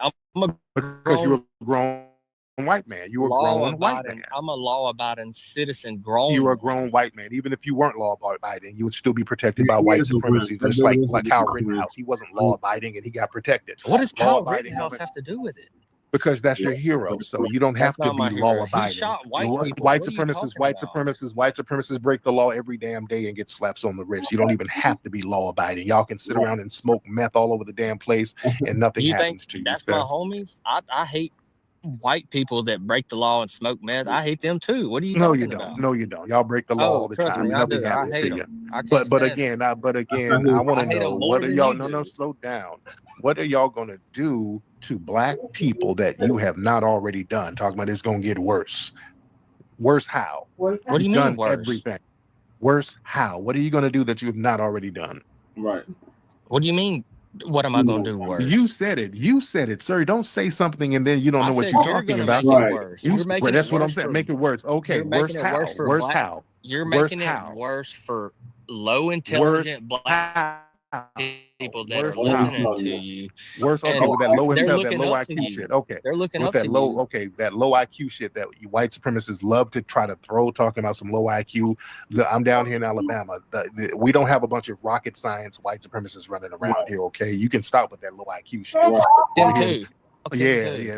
Y'all over here. I'm out here with y'all right now. I don't see a bunch of astrophysicists running around these trailer parks, right? Okay, so. They're retarded too.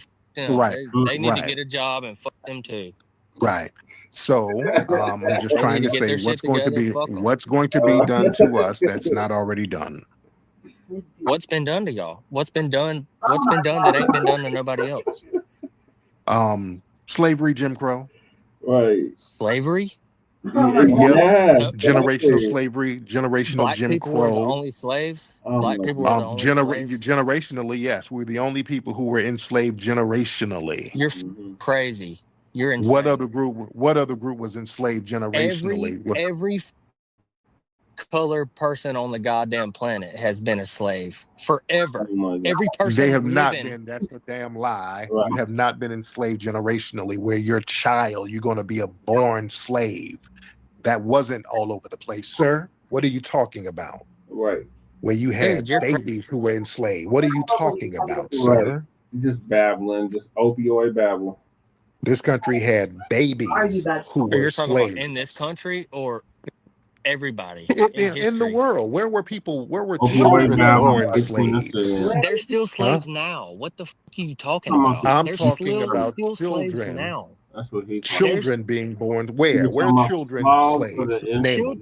Children make your iPhones. What are you talking about? There's child slaves right now. Where? Oh, maybe where Not there's maybe. Nothing but black people. Where? You ever thought about that? Where? Because you're just babbling. What do you mean where? I'm asking you where. You said there's children who are slaves now. I say where, and now you're acting dumb. You're not going to keep acting dumb to waste time. Everywhere. That's not the US. Okay. Thank you. That's enough. I'm tired of That's beyond enough. just mentally abusing this man. This is mental abuse that I'm doing to you. Just say that. Because you say something and then you can't stand on it, then you start running around and talking in circles. Yeah. Just you're being mentally abused by a black daddy. Just say that. I'm not going to hear this dude. Right. Just say something and then you can't stand on it. Oh, that's enough. Now I'm just bored. But I'm just playing with my food right now. Let me stop. Okay. Because I basically debunked this guy about 10 minutes ago. I'm just playing with my food. Nah, I'm not hungry no more. Right. Good grief. Oh Lord, you got to watch these white supremacists. I want you. I let that go on for a minute to kind of show people the talking points of the white supremacists and all the tricks they use. First, the I'm mixed trick. See, black folks, please don't go for that. That's their way to try to. Hey, I'm kind of black. I'm black too. I did a 23andMe and I had some 3% Nigerian in me, dude. I'm Igbo, you know. So that's what, when they say that they're mixed with black, that's what that means. That's a con game. Yeah. It's a con game, family. So just like when they say they're Native don't American. even go for that. When they say that that's them trying to get you to lower your defenses, so they act like they have some kind of racial camaraderie. He's trying to be his own Sambo, because that's what they get Sambos for. They'll get a tether Sambo to say, "Hey, I'm black, and I think black people commit too much crime." So when we can't see them, or when we're not around them, or when they're on the phone, they try to be their own Sambo. They try to create their own Sambo class to speak by proxy. Oh boy, these white supremacists are a mess. Right, they really are, Tariq. All right, Lady Tay, what is these damn Democrats crashing out for the illegals? Damn, why didn't Mary Johnson get arrested? He wasn't there apparently at that protest, but there was several of them there. Like the mayor of Brick City, Baraka. I'm like, how long did they stay in jail? I don't know. Are they still in jail? It might be. They might have bailed out by now. What's the charge? You know, like caping? Yeah, caping for illegals. That charge, caping? Selling out your community for newcomers. They didn't want to hear us about that. They didn't want to commit pit different communities of color against each other. Man, I was all on it today. I was like, they was getting houses. Their children, they were selling their children out to unhoused, adult prostitution, child prostitution. They won't eat the food. Never in our lives, man. We go to the shelter, we eat or starve. Right. Sleep or go outside. Right. There's no fucking options. Right. Options. Right. Don't talk back or you get banned. Right. That's it. Those are the options. Right. These motherfuckers over there like, we can't eat the... No, like in Spanish though. Yeah. Don't even do it in Spanish. Oh. Save the space. Yeah, don't even do it. They're like, no puedo comer esta comida. It's horrible. It's horrible. And we've been saying that shit for years. Right. They changed shit. Tiene que cocinar nuestra comida. We have to cook our own food. We've been saying that shit for years. They don't give a fuck. Right. They're like, shit, you gotta eat this fucking nasty ass salad and whatever the fuck else they give us. No puedo dormir aquí. Está peligroso. It's dangerous in here. Well, remember Eric Adams was giving them whole debit cards. It's dangerous in the shelter. They were like, man, it's getting how you live in that motherfucker.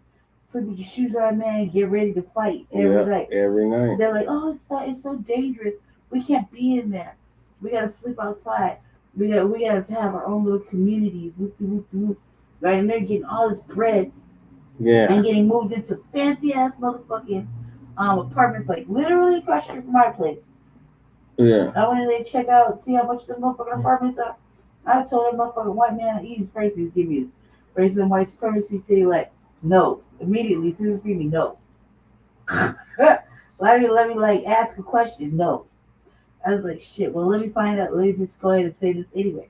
I know you were housing immigrants. Right. In Denver. I can take you to their shit right now. Over in the back. They live comfortably. 7 motherfuckers to a 2-bedroom house. Oh. Comfortably, okay? Comfortably. And I was like, man, I know if for a fact they didn't have all that money in there. And if that's the case, it's robbing season. Yeah. Everybody in that motherfucker getting robbed. That's why they put all that camera surveillance stuff. I was like, it's robbing season. I'm like, this fucking shit is beyond ridiculous. They're like, no, that's an allegation. Is it? Is it?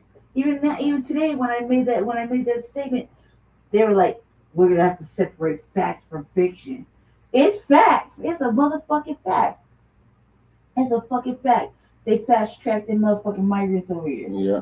Motherfuckers, we just want to work. Sure. Sure you do. Sure you do. we just want to live. We assure you. But that's why all this shit got fucking. Look at the apartments down the street. Yep. You know what I mean? Yep. Down the road from me. They raided like 10 apartments over there.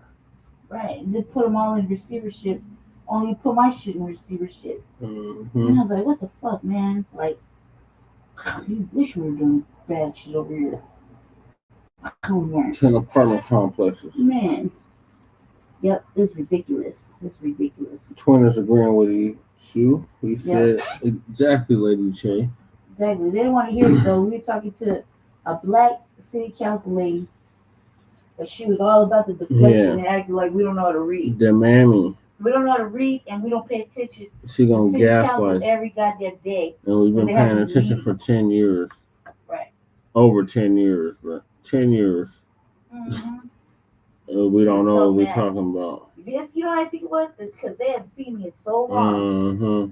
And when they saw me today, it was like, oh my God. Yeah. Damn, I wasn't expecting. Well, at least we came at the end. Could you imagine if we came at the beginning? She said if we would have got there early. I was like, bitch, you wouldn't want that. Right. It was bad enough. I was over there raising. She tried to skip me a couple times. Mm-hmm. Anybody got questions? Anybody? I have questions. My hand was up the whole time. Oh, yeah. Whole time. I was and then I raised my hand like. Hey. So I was like, "Are you gonna hold?" I said, "She gonna do the Are you ever gonna hold the mayor? Tell the mayor exactly what it is because he's pandering to us." Yeah. Pandering. Well, we'll figure that out during election season. That and I was like, "What y'all gonna do on the local level to the state level for this fucking housing money? Fuck the federal level. We're gonna do it on the state level. Like, what are you gonna do? Are you gonna write a bill?" I was like, "Oh my God, nothing. Basically nothing. Yeah. Word salad." Yeah. That's all we get from the Democrats is word salad. Word salad. I was like, man, lucky we had a lead because he could have got more contentious. Yeah. Like, is there ever going to be a time when you guys stop showing? And he said, the mayor said he was down to get arrested and spend $4 million of taxpayer dollars to keep him from getting locked up. He lied. Man, we just said that number. There's so many white people in there. They all turned around real quick. I thought they got whiplash. Yeah. He said, of your taxpayer money. The motherfuckers turned their heads so quick, I thought they got whiplash. I started laughing. I started laughing. Yeah, it came out the general fund. We only have 5 black people in this motherfucking town. Or did it?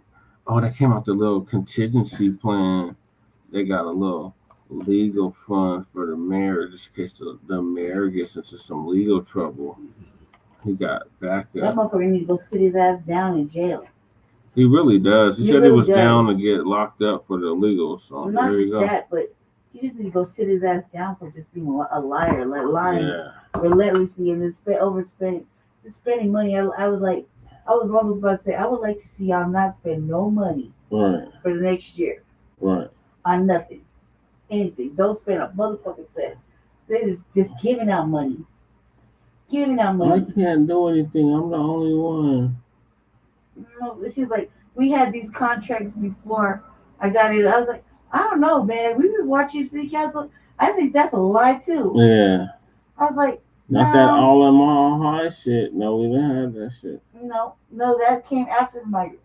Yeah. When they tried to cover their ass. Mm-hmm. All right, y'all. So the Democrats is ready to crash out for the legals and not do a damn thing for us. So just continue to take note, black family. And they won't even admit to benign neglect if they're black. They try to give motherfuckers the black speeches. And you're like we don't know. And you're divisive. Divisive, yeah, that's right. Divisive and separatist. A black separatist. Yeah, it was a black nationalist. I'm separating black separatist. Well, it's just telling God forbid. I said they only housed black people after they housed the migrants, and they had to on a fake promise. Yeah. That you gotta go in, or else you're going to jail. Yeah. You know what I mean? The motherfuckers were getting disappeared. The housing first didn't work. Yeah. And they were like, well, we housed it is to 87 in 1 year permanently. What kind of number is that? Right. number is that? 87 out of 5,000. What'd you do with the rest of the people? Disappeared them. You know what I mean? I was like, God, man. We were on, like, I think, too, they don't see me enough, and then when they do see me, they're like, fuck. Yeah, that's why we got to show up in person on Monday. We got to make our grand entrance again. Dude, you just want to be cozy with the bench, like we always do. Hugged up on the camera. They forgot us being there in person. If you get Yeah, on that too. work I'm on tired of camera. them shadow banning me every time. Yeah. I was about to ask her, but then they said, we're running out of time. Yeah, always. I'm like, God. When it comes to us, they're always running out of time. Of course you're running out of time. And that was never the right time to demand reparations and tangibles and something specifically for Black people. That always has to wait. That's not lying. That would be a rip. Yeah. Let's start with that. How would you just tell the truth and be transparent about it? Right. Like, look, we overspent this money. We stole this money. If I'm not living up to my promises, let me know in 2027. Oh yeah, we definitely gonna let you know. I was like, bitch, she's not running for office. Again, the white man asked her that. Yeah. And she tried not to answer. And I was like, no. She said no. Nope. She said she's done. She said she's done in 2027. She said she's done, sir. Right. So I was a villain. It's gonna be somebody else's issue. Mm-hmm. Then they can go onto the scope of things. She's lying because she didn't. All them fucking properties didn't open until she got there. Yep. So I said, well, is it on Herndon? She No. said we're not gonna scapegoat her. I said, so who we scapegoat? Herndon? I told her she was a scapegoat. Yeah. Told her she was gonna be the fall guy for the white man. Who we blame this on? Herndon? Those shelters existed before I got in office. No, the hell they didn't. No, they didn't because the same year you got elected. Right, and especially them the shelters are mysteriously, miraculously opened up. Right, and then y'all motherfuckers caught a knife. And you put the black unhoused out and put the illegals in. And then act like you didn't do it, and then we got video surveillance. The local media got video surveillance of y'all doing it at the shelters, kicking Black people out the shelters and putting illegals in. You had white people sponsoring these motherfucking migrants, but a white person wouldn't even look in our direction. Yeah. Let alone want to give us. These mothers was eager and willing to house illegals. Mm-hmm. I'm like, yeah, I'll house it's a been newcomer. lovely having this whole family here. I'll house a whole family of newcomers. Right. But our actual unhoused neighbors, the ones that's been unhoused for decades, hell to the no. Man, when she got alive, I was lock them up and throw away the key. We don't want to see them. Yeah. When she got alive, dude, I was like, we was outside on the street, sleeping on the street. How you gonna tell us what the fuck is going on? It was like like actual lived experience with this. Yes. Don't start, y'all. That's how it was. It was like, she's acting like a straight up mammy. Or like that would be like, calm down. She's gonna try to mute you like Jeff did. You said Tay was buck broken? Mute. I did. That's a dust your butt. I said, you acting like your butt broken. Get up and dust yourself off.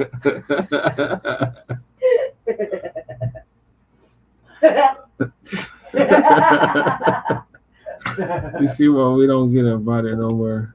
They usually be on the left still like that though. We don't get invited nowhere. Well, he was. Acting like a whole butt broken ass motherfucker. Talk about I'm just gonna let her run away. Bitch. You really want that seat? Go get it, motherfucker. Right. Acting like y'all all hoe. Man, you lucky we don't see them right now, like in the street. Right. I bet we see them on Juneteenth though. Oh yeah. Oh man, God, it's going down. For that one day. It's going down. Yeah. It's going down. It's going down. Everybody else get 2 days at least. Single Day Mile was 2 days. Don't forget, we got to talk about that on fucking St. Patrick's Day was fucking 2 days. Dude, Cinco de Mayo was 3 motherfucking days long. Oh, they got 3 days. They got 3 fucking days. Oh my and God. We can't even get 1 day. And Juneteenth this year is only 1 day. Right. It used to be a whole week when I was a child. Whole fucking week. I went to like 3 days. Could they spend all that money on illegals? Mm-hmm. But that's beside the point. Where was ICE during Cinco de Mayo? Right. That was my main complaint. I was like, "Where's ICE during Cinco de Mayo? Everybody's downtown. Right. Go get them. Right. Everybody's at Civic Center Park. Get them. Go round everybody up." Well, this is sanctuary city and a sanctuary state. It's a sanctuary. It's a sanctuary suggestion. You don't have to follow. We don't have to comply with ICE. No, especially not in this administration. That was the last administration. Yeah. That means you can change it up. But he's not gonna do that. He said he's down to get arrested. He should go to jail and get shipped off to Johnson's like not everybody gonna else. do that. What we get shipped to El Salvador? Oh, Everybody else. yeah. By accident. You know, Trump accidentally shipped like 4 motherfuckers off. Yeah. Accidentally. Yeah. You know what I mean? So like, accidentally, he's in jail for a minute. Yeah, he said he was down to get arrested. Yeah. I speak English. Yeah, but we got a whole bunch of Peruvians that are white like that, and motherfuckers in Mexico that got blonde hair and blue eyes. Yeah, we got blancos. Stay your ass right here. Somebody come get you. Hell no. All right, is that your final thoughts on the Democrats crashing out for the illegals? All right, moving along, y'all. We got the Mammy statue. That's what I'm calling it. That statue's fucking ugly. Or the Letitia James statue. Is the statue hit or miss? The statue's a miss. Tariq would like to know. That statue's fucked up. Like, if he could have made it more attractive, that's like this motherfucker said, I'm gonna make the mirror image of my mama. Mama looked like Letitia James. I can't believe you said it was Letitia James. I thought she was just wearing panties and chaps. He said pants. It is pants. You don't see the. Oh no, I didn't see it at first. Oh. I just thought, I was like, man, this is fucked up. It's only around for a month. Saggy breasts and shit. Fuck. To you, ladies and gentlemen, we're in the building. Come on, man. Glad to have everybody tuning in. What's going on with you guys? We're here for the late night tap in with Tariq. Glad to have you guys in here. Everybody, I'm going to ask that you give me a retweet. And we're going to ask that you. Everybody give me a nice retweet. Let folks know that we are live in the building right now. That would be phenomenal if I get that an FBA shout out.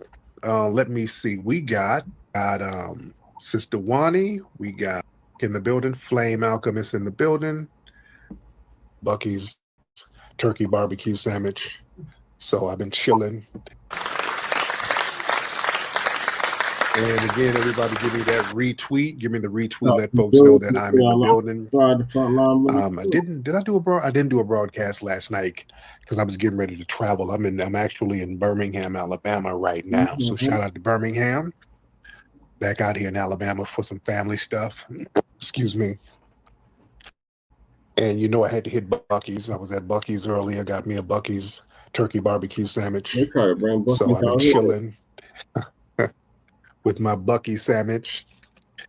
But listen, we got to talk about something. We got to talk about something that's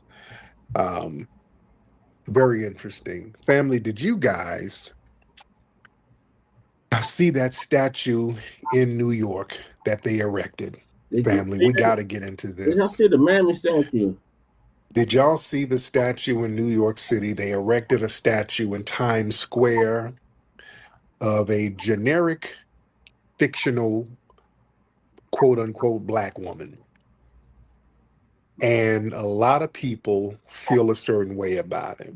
A lot of black folks are like, what the hell is this? Yeah. The white supremacists, naturally, they're just hating simply because of the presence of it. But we got to unpack this. Why did they got a statue up here? And the statue, you know, the woman looks, it's a homely looking woman. It's not anybody of real significance. It's just a generic black woman that's kind of bad built, homely looking. And people are kind of scratching their heads like, okay, what the hell is this? What is this for? Going on Ozempic. And so she's a little overweight. It was done by a British Caribbean artist. It was done by a British Caribbean artist. British Caribbean. And this is very interesting. Tethered. This is very, very interesting. Tethered is this. This reminds me of the time that the Daughters of the Confederacy, they wanted to erect mammy monuments around the United States. And they didn't get a chance to do it because the black community fought against it. This was in the early 1900s, like around 1923. That's it. They wanted to create a campaign. They wanted to put mammy statues in D.C. It was going to be big, fat, Aunt Jemima looking mammies with headscarves on. And it was going to portray the mammy as, you know, the nurturing, loyal, and grateful to white families. You know, at the time, that mammy thing was real popular with the minstrel shows and in literature at the time. And many black people, black intellectuals, black journalists, activists at the time, they were like, hell no. They fiercely opposed that. They knew what it was. They knew what these people were trying to do. They were holding protests. The black newspapers like the Chicago Defender and others, they were denouncing the statues as an insult to history, rightfully so. They knew what it was. They knew that this was going to be an insult. Yeah. And, you know, eventually, because of the black grassroots, Congress pretty much blocked the project. It was never built. Yeah. But they felt salty about that. Yeah. They felt salty that they never got to do that because there was so much backlash. Yeah. So they've been trying to figure out a way to create the mammy image That was not it. so that we can accept it. I didn't So picture it at all. Not at all. they do this thing with movies like Precious and all of that. They've always done this thing where we're gonna represent black womanhood. We're gonna represent it as a mammy, but we're gonna trick you into believing that it's body positivity. They did that with Gabby Sidibe. They would parade her around, and they would always make sure that Gabby Sidibe was around skinny, attractive white women in order to contrast it. And they would always say stuff like, yeah, we're going to use Gabby to show positivity, that everybody should embrace who they are. Wink, wink. That's a con game. Yeah. If you wanted to show people embracing who they are, why don't you get some big fat white women? They don't do that. They don't show that image of no fat white woman talking about some body positivity. If there's a fat white woman that they're parading around, she's going to be for shits and giggles and laughs. She's going to be a comedian. It's going to be for comic relief. You understand? It's not going to be on some, this is going to be some kind of sex symbol that we say it is so that people can learn how to embrace who they are. No, that's a con game. They only do that with overweight black women, and that's them trying to use psychological propaganda. That statue in New York that represents that mammy archetype. The statue got a wide frame, kind of a sassy posture to a certain degree, plain attire, the clothes are not significant. The statue is desexualized. There's zero sexuality. There's nothing sexual about it whatsoever. So it's really something to comfort white sensibilities. It doesn't show real black womanhood. I mean, we got to really unpack this. Why did they put that out there? Right. Why did they put a generic black woman out there? They did that so they can erase cultural specificity. Excuse me. See, there's no homage to anything historical to this woman. You know? So it's a generic caricature. And truth be told, when I saw it, I'm like, this looks like a Jamaican immigrant. Leticia James. When you take a good look at that statue looks like a Caribbean woman. Yes. Take a good look at the statue. It looks like a Caribbean to me. And I'm not saying that to denigrate anybody. I'm not trying to denigrate anybody, but let's be real. Look at that statue. Most FBA women, they don't look like that. Right. Let's stop it. Right. Most FBA women don't look or dress like that. Right. You know what I'm saying? This homely little bad built statue with like a generic like t-shirt on and some.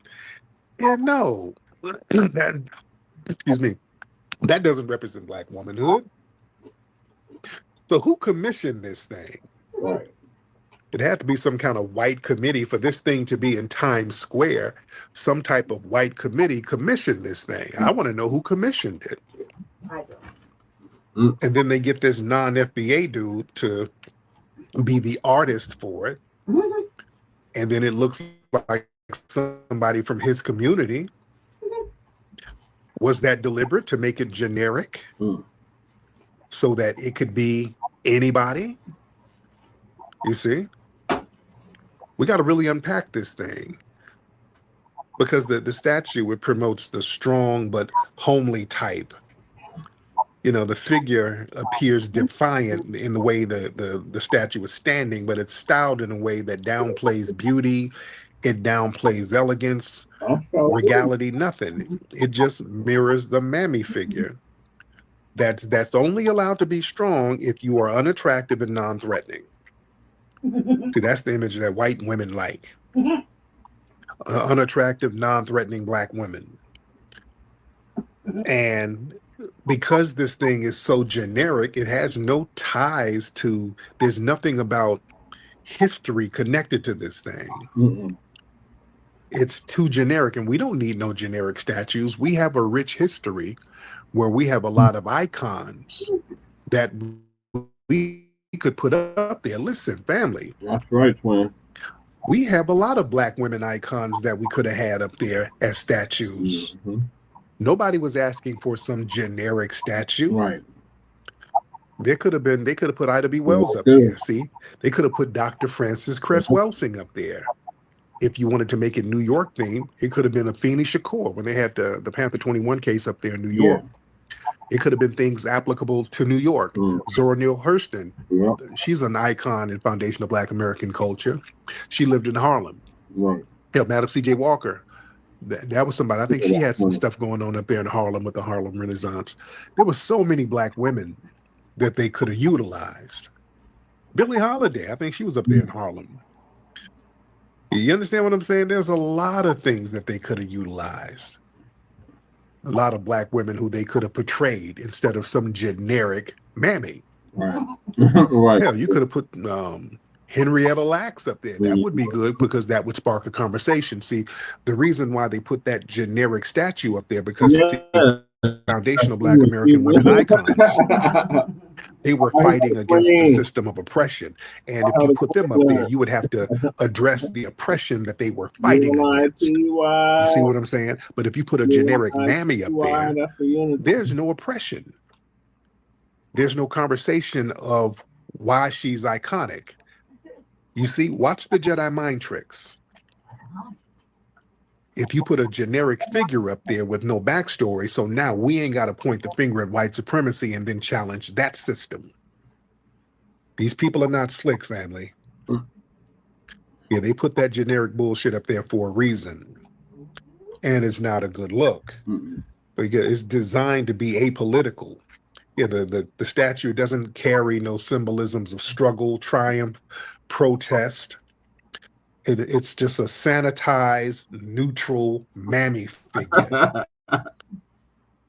Yeah? Yeah. That's why a lot of people are confused as to why it's there. and just it reinforcing like stereotypes of overweight Black women, you know, rather than celebrating the whole full range of Black women's bodies and aesthetics. They put some old Jim Crow imagery up there that's been used to denigrate Black society.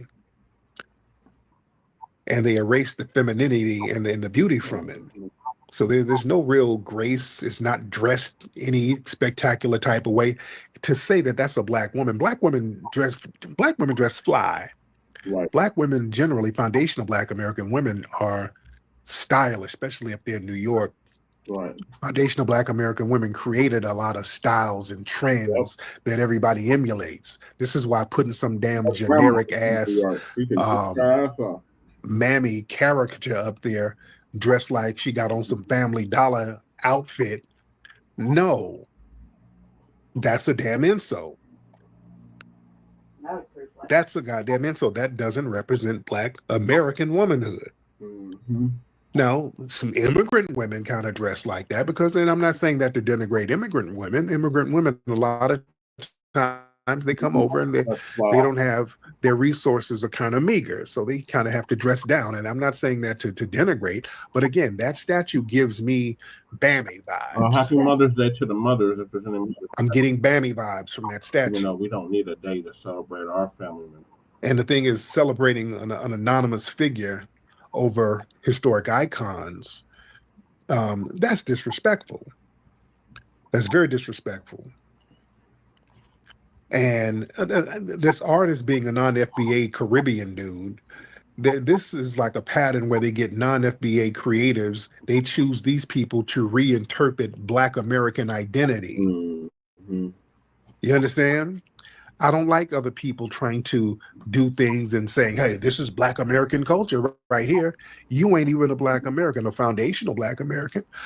So you don't really know the aesthetics of our culture like that. You look at our culture through the lens of the damn white supremacists who you're trying to appease. Yeah, that's it. We don't do that. If we put together some art, usually a lot of our art is an antithesis against what the white supremacists are doing. We don't create art to appease them. No. That's what makes our art and our talent and our creations so authentic. Yeah. It's coming from the heart. It's coming from the soul. It's coming from a truth. It's coming from a resilience. It's coming from a rebelliousness, a rightful and justifiable rebelliousness that we have. We're not trying to just go along to get along. That statue is some go along to get along bullshit. Right. You understand? And that plays into the whole thing of people wanting foundational Black Americans to be generic Africans. Y'all always hear me use that term, generic Africans. These people hate the fact that we as foundational Black Americans, we recognize our unique lineage as foundational Black Americans whose homeland is right here.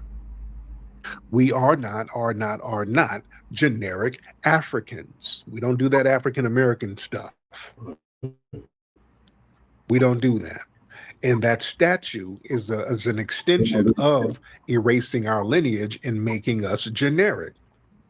Like I said, that statue has no cultural, historical, or regional markers. It's a rootless statue. And see, the vagueness of it, that helps reinforce the narrative that all Black people in America are just displaced Africans with no unique American lineage. That's bullshit.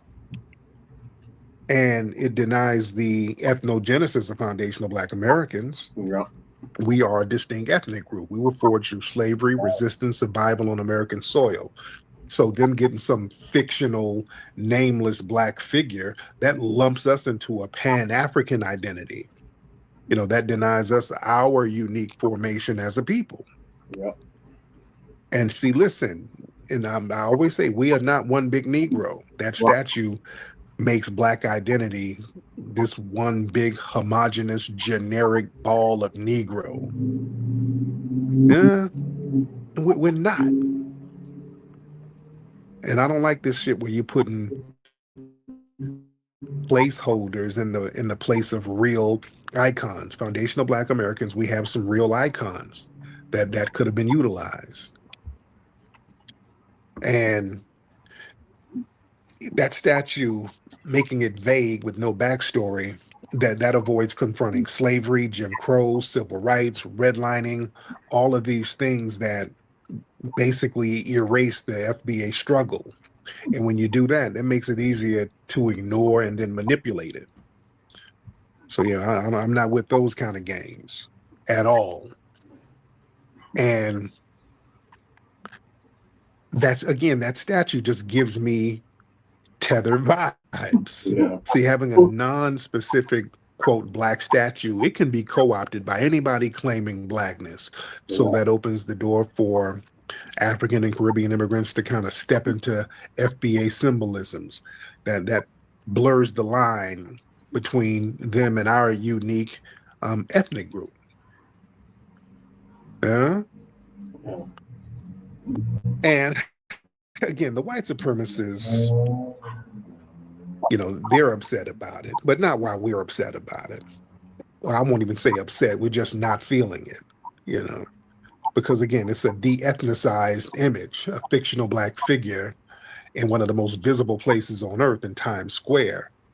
That signals a message to the audience that black equals a faceless, voiceless, and storyless African figure, rather than a politically specific American-born group with a justice claim. So we look at it from that standpoint. Now, the white supremacists, they're upset about it. Well, their thing is they oppose any black visibility, even when it's harmless. So the outrage from the white supremacists, they don't want any black representation, even if it's a neutral fictional character. So it's not even the style of the statue, it's just the existence of blackness in a public place.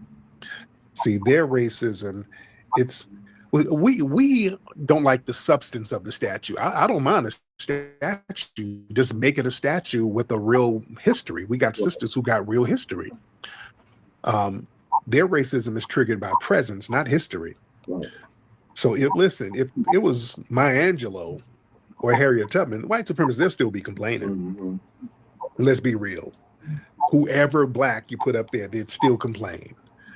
Yeah, that their hatred is just rooted in black presence. Yeah. So whatever black woman you put up there, they would complain. And that's my thing. Since they're going to complain, give them something to complain about.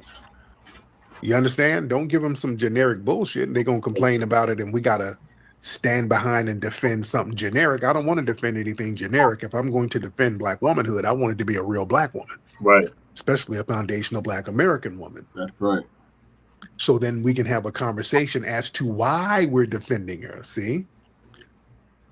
Put somebody real up there so that when we go back and forth with the white supremacists about this iconic statue, we can hit them with the history of what's going on with it, and then bring that into the conversation. See, right now, this generic statue of some vague mammy figure, basically it was propped up simply to be attacked because we can't really defend it. There's no backstory to defend it. I think that's by design. There's nothing to defend about this generic ass statue. Right. Right. It was just put up there simply to be attacked. Yeah. That was it. You see? Because white supremacy, they see public spaces as white owned. Mm-hmm. You know, there's a belief that black bodies don't belong in a monumental or public space like Times Square. Mm-hmm. You know, so they're going to complain anyway. And it's a neutral image. It's a very neutral image, so it's very hard to defend. And again, our criticism is cultural and political. You know, we're not saying anything. We don't have a problem with the blackness. It's just it's uninspired. It's non-specific. Yeah. It don't reflect the beauty, the power, the legacy of foundational Black American women. So that's we have legitimate critiques. What I'm doing is a legitimate critique. I would love to see we have the Hidden History Museum in LA. We got statues, bronze statues of Biddy Mason. We got a bronze statue inside of Dr. Francis Cress Welsing. Yeah. On the outside of the Hidden History Museum, we got Dr. Wilson, Biddy Mason, and Ida B. Wells painting on the building. So yeah, we got Black women representation. We got no problem with that. But we don't need no damn generic mammy who looks like a Caribbean nurse with a fake degree. You understand?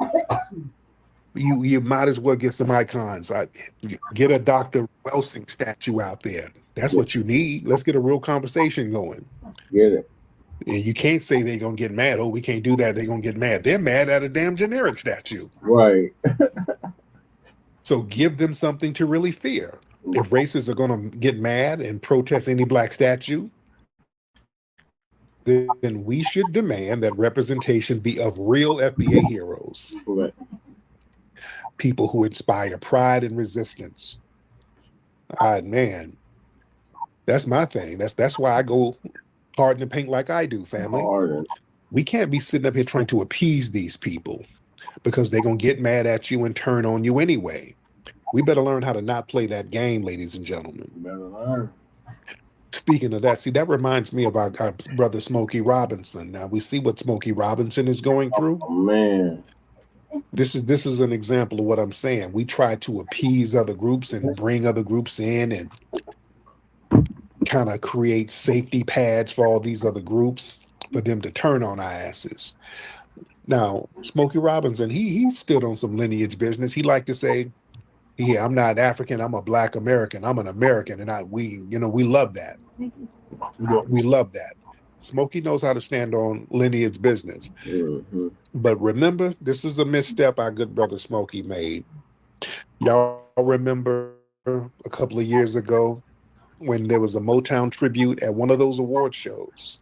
And they were going to have Jennifer Lopez do the Motown tribute, and everybody was like, please, God, no. Right. Please, Lord, no. Because we knew it would be a train wreck, which it was. It was the train wreck, which we knew it was going to be. Motown is all about foundational Black American greatness.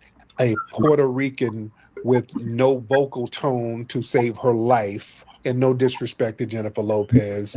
She's not of our culture or our lineage. That ain't got nothing to do with her. Right.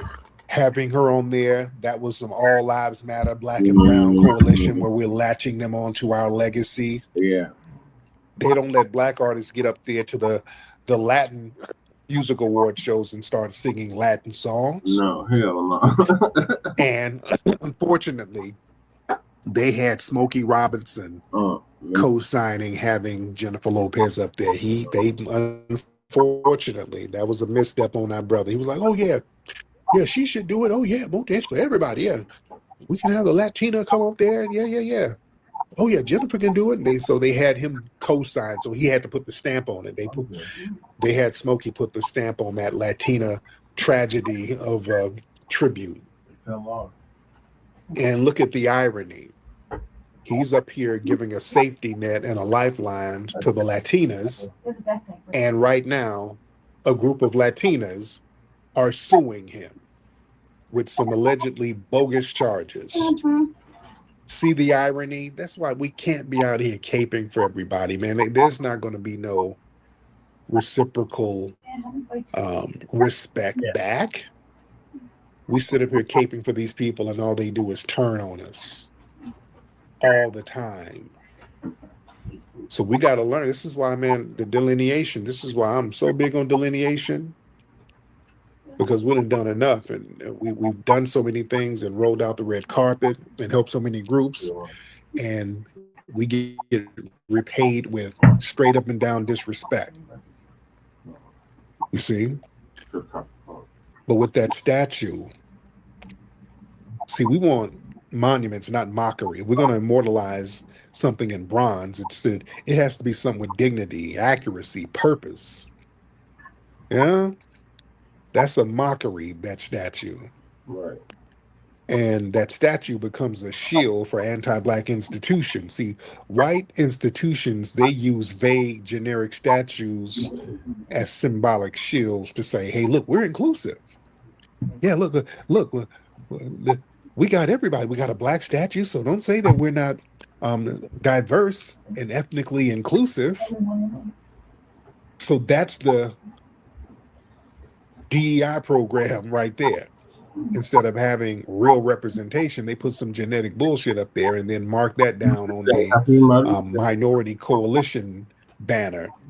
And they'll try to tell us, hey, well, look, you can't say that we haven't done anything for you, because I know that's some Democrat bullshit, by the way. Look, we, the Democrats, we erected a giant statue of a black woman, so we care about the black community. No.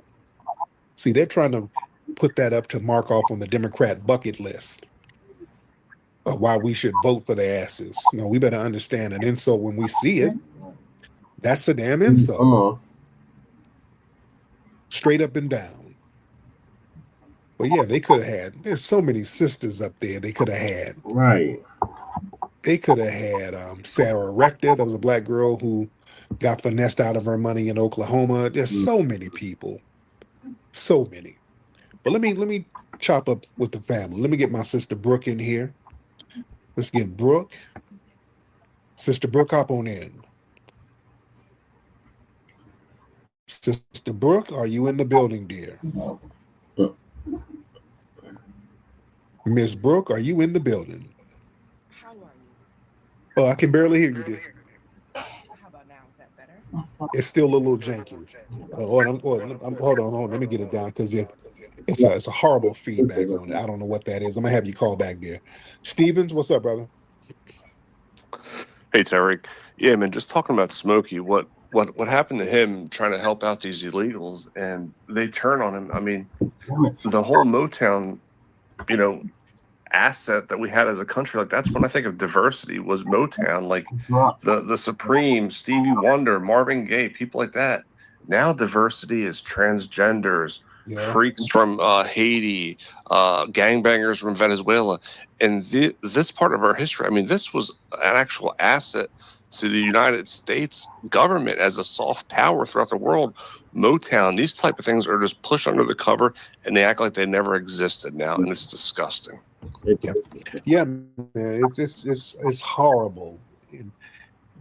I hate that now when they mention Smokey's legacy and the legacy of Motown, because Smokey is intricately tied into Motown. Right. Smokey wrote a lot of the Motown hits. Y'all know that? Yeah. Smokey wrote a lot of songs for the Supremes, the Temptations. He wrote My Girl. Yes. Yeah, Smokey wrote My Girl for the Temptations. Yeah. All right, y'all. All right, ladies, say what your thoughts on the Mammy statue. Ugly. You said it looked like somebody, mama. Mm-hmm. It's ugly, and I don't know why they put it there.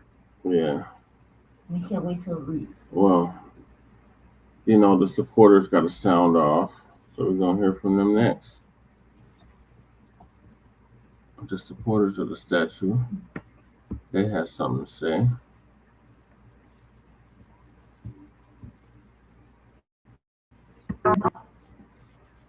Because it's pointless, because what is necessary? It's so cute. I used to have a crush on a girl named Teresa when I was in school. All right. Shout out to everybody in here. Ladies and gentlemen, shout out to everybody in here. Raise those hands. When I was in school, she was a little older, and I had a crush on her fine ass. What's up, Teresa? Hi, Tariq. Can you hear me? I can hear you, dear. How are you? I'm good. Oh my gosh, I can't believe that I'm actually talking to you, my brother. I'm an old head. Smoking mess. Oh, how old are you, dear? I'm older than you. How about that? Okay. Are you in your 60s or 70s? Well, I ain't in my 70s yet, but I'm gonna make it one day. So there you go. I want to say that I am a true supporter of you, my brother. I am a monthly contributor to the Hidden History Museum, and I'm a channel member and all kind of stuff. So I'm very proud of the fact that even though I'm an old head, I understand what is necessary, what we're going through with all the delineation. And I understand that, you know. Yes, And I agree, although it gets cringy at times, but I understand it. House cleaning needs to happen. Straightening needs to happen. Right. So it's all good. But before I drop down, I know you don't like to hear folks ramble on, and I can tend to ramble. But I wanted to ask you, have you ever thought of maybe at some point doing a documentary on the Black Lives Matter, the original activists that were involved? Because I'm gonna give you a little background. The reason why I'm asking is because I was sitting there talking to my brother like a few months ago, and we were talking about certain things, and he's kind of like, "What is that conservative cop that on YouTube who talks anti-Black and all?" Tatum, Brandon Tatum. Yeah, yes, he was kind of talking some of that stuff, and I'm like, and he mentioned Black Lives Matter. Yeah, you know, like Black Lives Matter. I said, Black Lives Matter is not a grass. It does not represent true Black struggle. You know, that's a, you know. Anyways, and he says, well, can you tell me this? And can you? And I went Googling it, trying to find stuff. And the only thing I was telling him that the original activists were not the same ones who these women who were the front faces of the Black Lives Matter. And so he says, well, give me some information so I can learn about it. So I went to Googling, and I couldn't find anything except for these women who, you know, they put up as the founders of Black Lives Matter. So I was like, oh my gosh, this stuff should be right at our fingertips and easy to find to be able to explain and educate people. So I was like, I wonder if Tariq would think about doing a documentary on to memorialize the true warriors who actually started the movement and who were eventually killed off and murdered. You know what I mean? Right, but let me touch on that. Thank you, dear. Thank you. But I know I probably won't do a documentary because it's pointless, because Black Lives Matter, they use that as a euphemism for Black people. Yeah. So that they can criticize Black people without making it seem like they're criticizing based on race. So it's pointless to explain that. Listen, Black Lives Matter, that was a brand from the Democrat brass. Yeah. There was grassroots activism happening in the streets after Trayvon Martin. Yeah. When the streets got turned up, what got me started, they put the Black Lives Matter brand on it.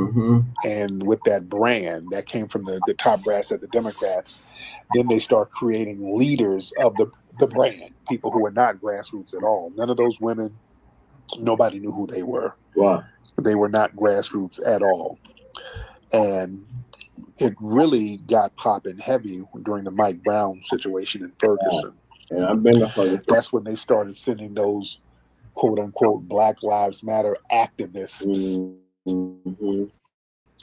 out there in the field, clashing with the real activists. You understand? So it was AstroTurf. Their job was to get out there yelling Black Lives Matter, and then change the subject. And it went from police accountability. It started getting into, well, immigration matters too, and Black trans matters too. Yeah. So yeah, that was a con game from the top. So again, they use code words, and they know it's a code word. They know Black Lives Matter is a code word for Black people. They know that. So going in depth and explaining what it really is, it doesn't matter, because they're going to still use it as a code word. So they're not doing it out of confusion. You know, they're being very deliberate with doing that. Very deliberate. So we got to understand why these people, we got to understand how lies work. See, when people do things to us and then lie, you know, the lying part is the important part. It's important that they lie. Yeah. You see, because when they harm us, especially with the police and all that, when they harm us, just like up in Cincinnati, when they killed that 18-year-old kid and then lied and said he had a gun pointed at the cop when it was a blatant lie, and that's why the dad crashed out on him. See, this is why they fear what the dad did. They don't want that to become contagious, because They don't want the streets holding them accountable because they see that the streets has zero credibility or they have zero trust in the system now. Yeah. They see that. And when they lie and have to harm us and then lie about it, see, they do that to maintain a psychological dominance through fear. So when they kill us and then lie about it, that sends a subliminal message to the rest of Black America. We can erase you and nobody's going to be held accountable. Yeah. You see, now that they got held accountable from asymmetrical warfare, now they're looking shook. They don't want that to become a normalized thing. You harm somebody's family and then they immediately make your institution accountable, whether you like it or not. See, they like to control the board from all angles. Yeah. And then when somebody says, oh, we're going to do a different thing, I'm going to be the enforcement law right now, even though, yeah, I will be killed or punished or put in jail.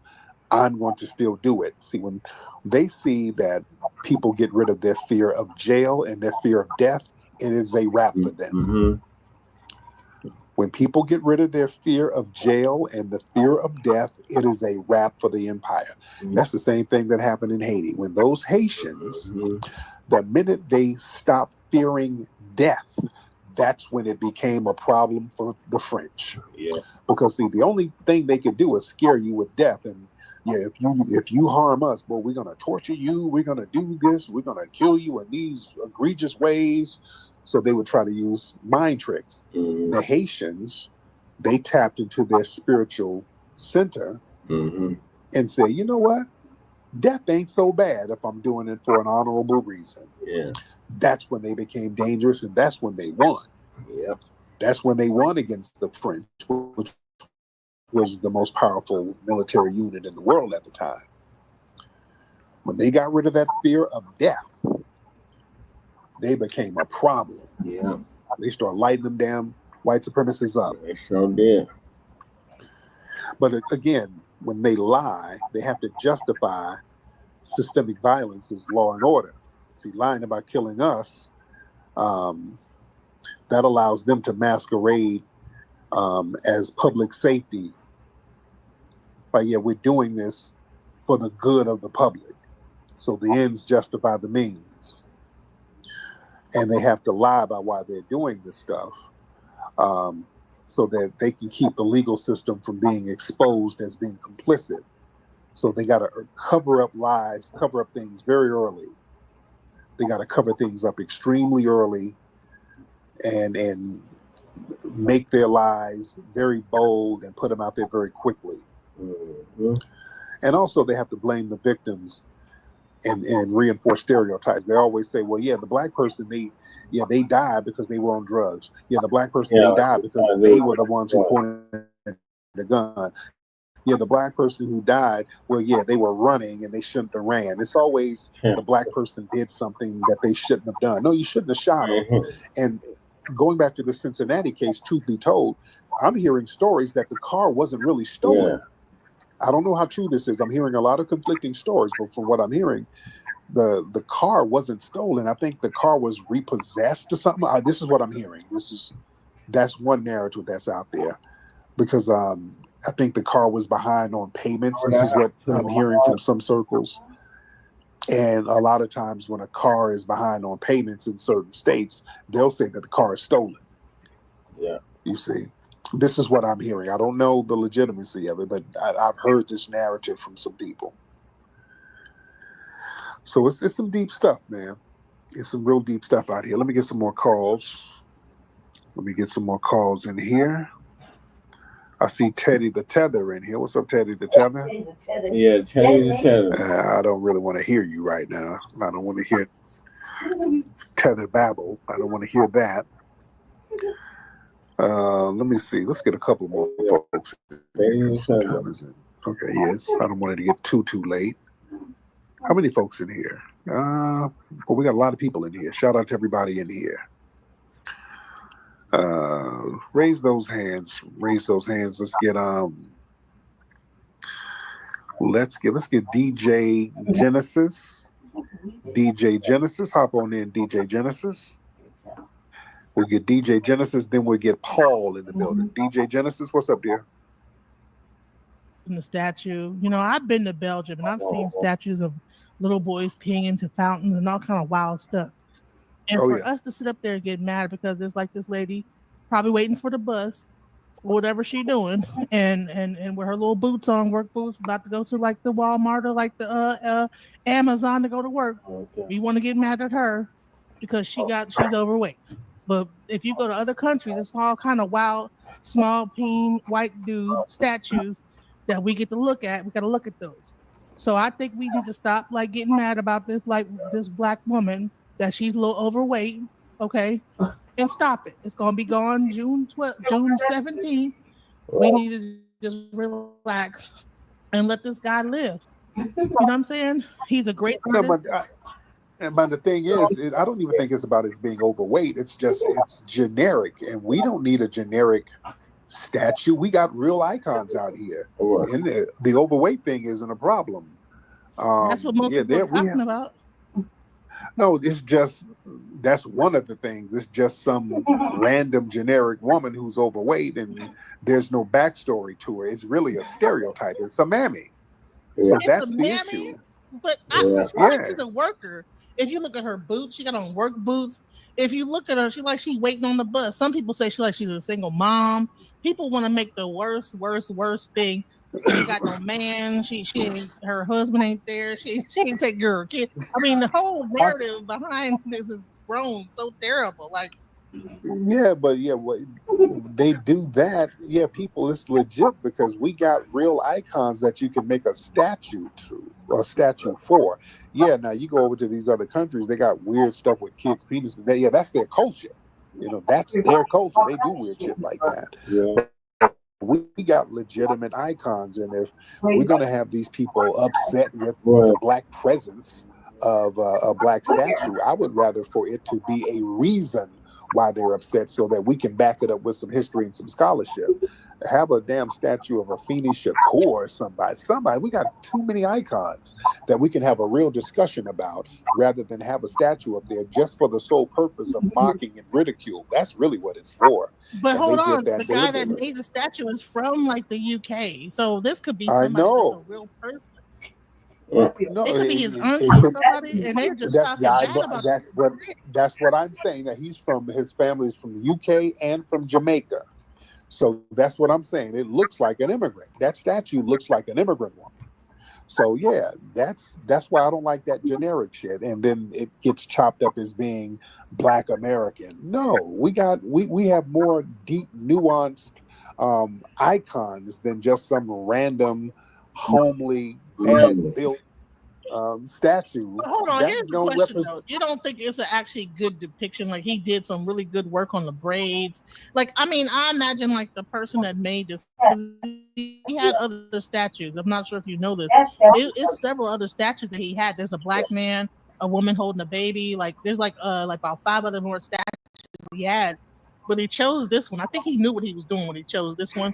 But I think that this is a very detailed statue. But he got a lot the of black people are mad about it. The white people are thinking it's cool. The white people are like, man, we're the only ones mad about it though. No, that's not true. Because you got white people really denigrating that statue big time. They said it was that Letitia James or the white people. That's what I thought too. I thought it was you got white liberals who like it because that's the image of black women that they like. They like a homely, asexual, generic black woman with no real background that doesn't force them to face systematic racism. So I think it's just a bad look putting a generic black woman up there, which we don't need that. We have iconic women that can be represented. That's what you represent with statues. That's what you use statues for, to represent and send a message. Now I put generic bullshit up there. It's just a generic mammy, and I think it's a Caribbean. I really do. It looks like a Caribbean. Why she gotta be a mammy though? Right? Why she gotta be a mammy? Because they wanted to put up mammy She got on work statues. They boots. loved She works at Amazon. It just depends on what story you tell about what. Right, so people can it's just and we're deeper than that.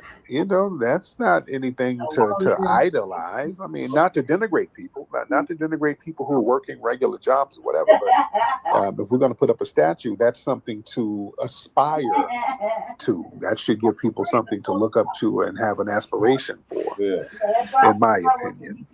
But thank you, DJ. I appreciate you, dear. Thank you so much. Okay, let's Paul. Let's get Paul in the building. Hey, no, that's I think that statue is it's part of a piece on like exploring the ordinary. It's a guy. They're just temporary statues, by the way. They're not permanent. But he's just saying like, let's just put up a statue of an ordinary person. Because that's maybe something we should it's kind of a artsy thing to flip it instead of being an icon. We're just gonna have a regular person. That's my understanding of why I did that. Okay, well, they could have put if you're gonna put a black one up there, put a fine one up there. There's a lot of beautiful sisters up here. They could have put a foundational Black American woman up there, not a Jamaican nurse, right? Because that's what that damn statue is. That FBA women don't look like that for the most part, dude. Let's stop bullshitting. Right. You understand? Most FBA women don't look like that. They got a little more swag and a little more flavor. Yeah. They're just not FBA women. Don't walk around looking homely like that. That's a Caribbean. Say that. Shit. Just like the artist. You understand? No, I don't want people trying to misrepresent our culture.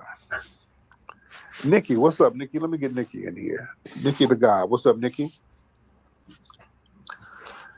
Nikki the God, hop on in. Hi, Tariq. This is for the lady named Genesis.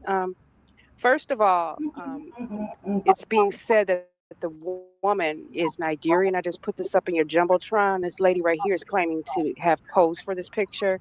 I know what you're talking about. Yeah, she might be trolling. I know who y'all talking about. All right. Yeah, it was a woman who said, she said she was the model for it. Oh, so she was trolling, probably. Okay, you can take it. I think, okay.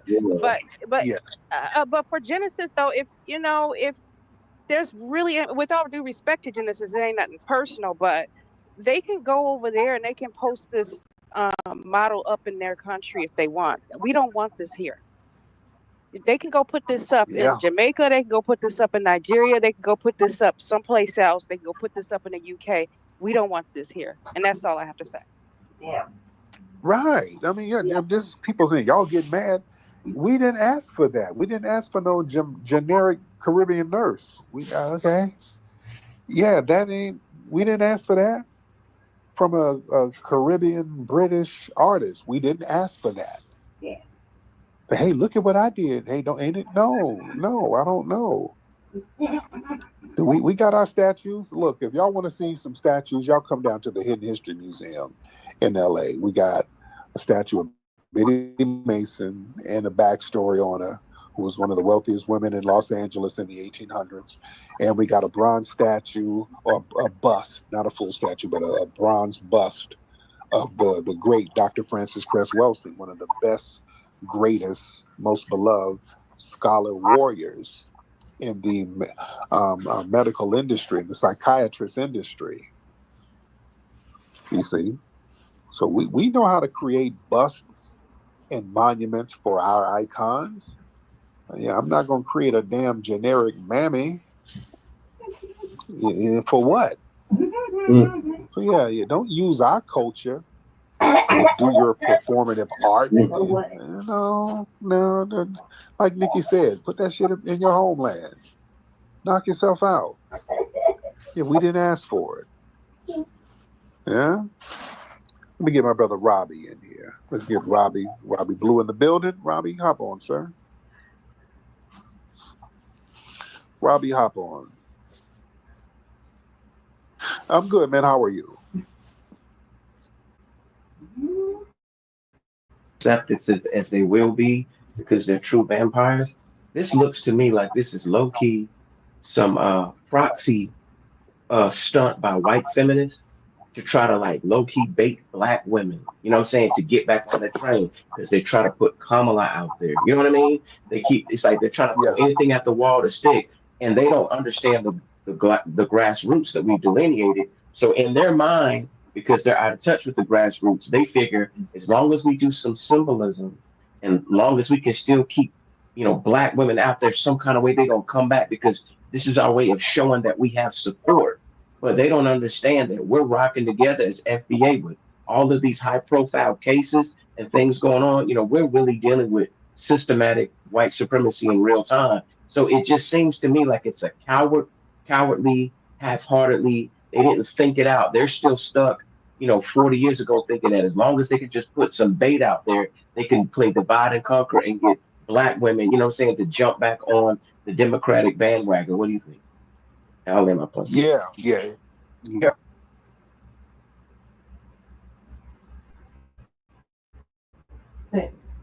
Democrat shit.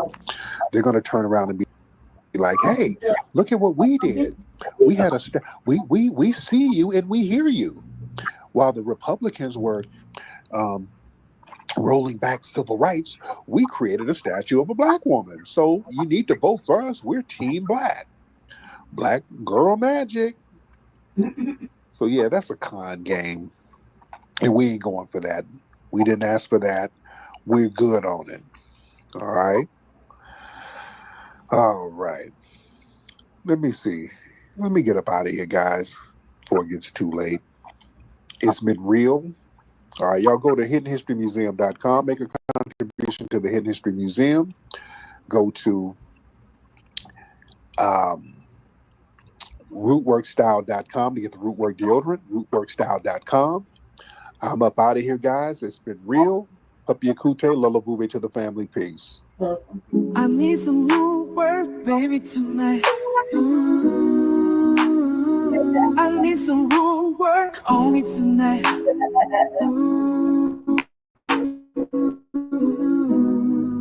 Yeah.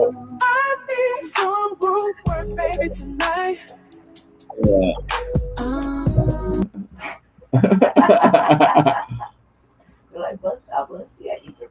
I need some root work tonight.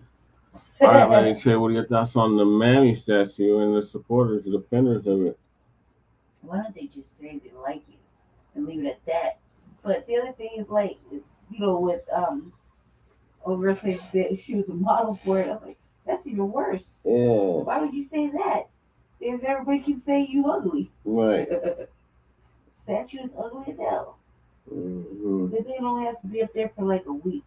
That other broad was so serious. She was so defended it. She's like, he got all kind of other statues. Yeah. Like, why put it there? Not only that, but like, is it for money? Like, did he get anything out of it? You know what I mean? Like, did he get anything? Like, any recognition other than, man, you make a quality ugly statue that nobody wanted. That's wake up. That's all I gotta say. Okay. Wake up. All right, so moving along, we got His eyes are so Myron Tethers games. Myron Tethers raccoon games from Sudan. Abdul Fudal. Amaru Fidal says, That's his name? yes, said this about Tariq Nasheed on Piers Morgan. Yeah. There's another Piers Morgan episode. Piers Morgan. Yeah. We got Johnson running around about black power and marry black woman and keep it in the hood. Important to understand the entire context of what led us to this position, because again, Metcalf and Hendricks is a microcosm of a much larger problem. Earlier, we were talking about tribalism when you were mentioning Nick Fuentes' tweet. Here's the thing. Black people could be as tribal as they want to be. You have people like Tariq Nasheed, Dr. Umar Johnson running around about black power and marry black women and keep it in the hood and all this other stuff. But if white people assemble and say, you know what, white power, we need to keep our nation white, they're immediately ostracized and labeled as supremacists, and they get banned off every single platform. I find that interesting. And matter of fact, you went ahead and you mentioned, no, actually. All right, what's going on, man? We in the building. You know what time it is. Round of applause to you. It is that late night happy-end time with Tariq. And I am Tariq, ladies and gentlemen. I'm here. I'm in the building. You in the building. And we're going to make it do what we damn do. All right. A lot of stuff we're going to cover on this broadcast. And y'all know what I got to do first. First, I need you guys to give me a retweet. I need everybody to retweet and let folks know that we are live right now. This is live right now. Then let me give some shout outs to some of the regulars real quick.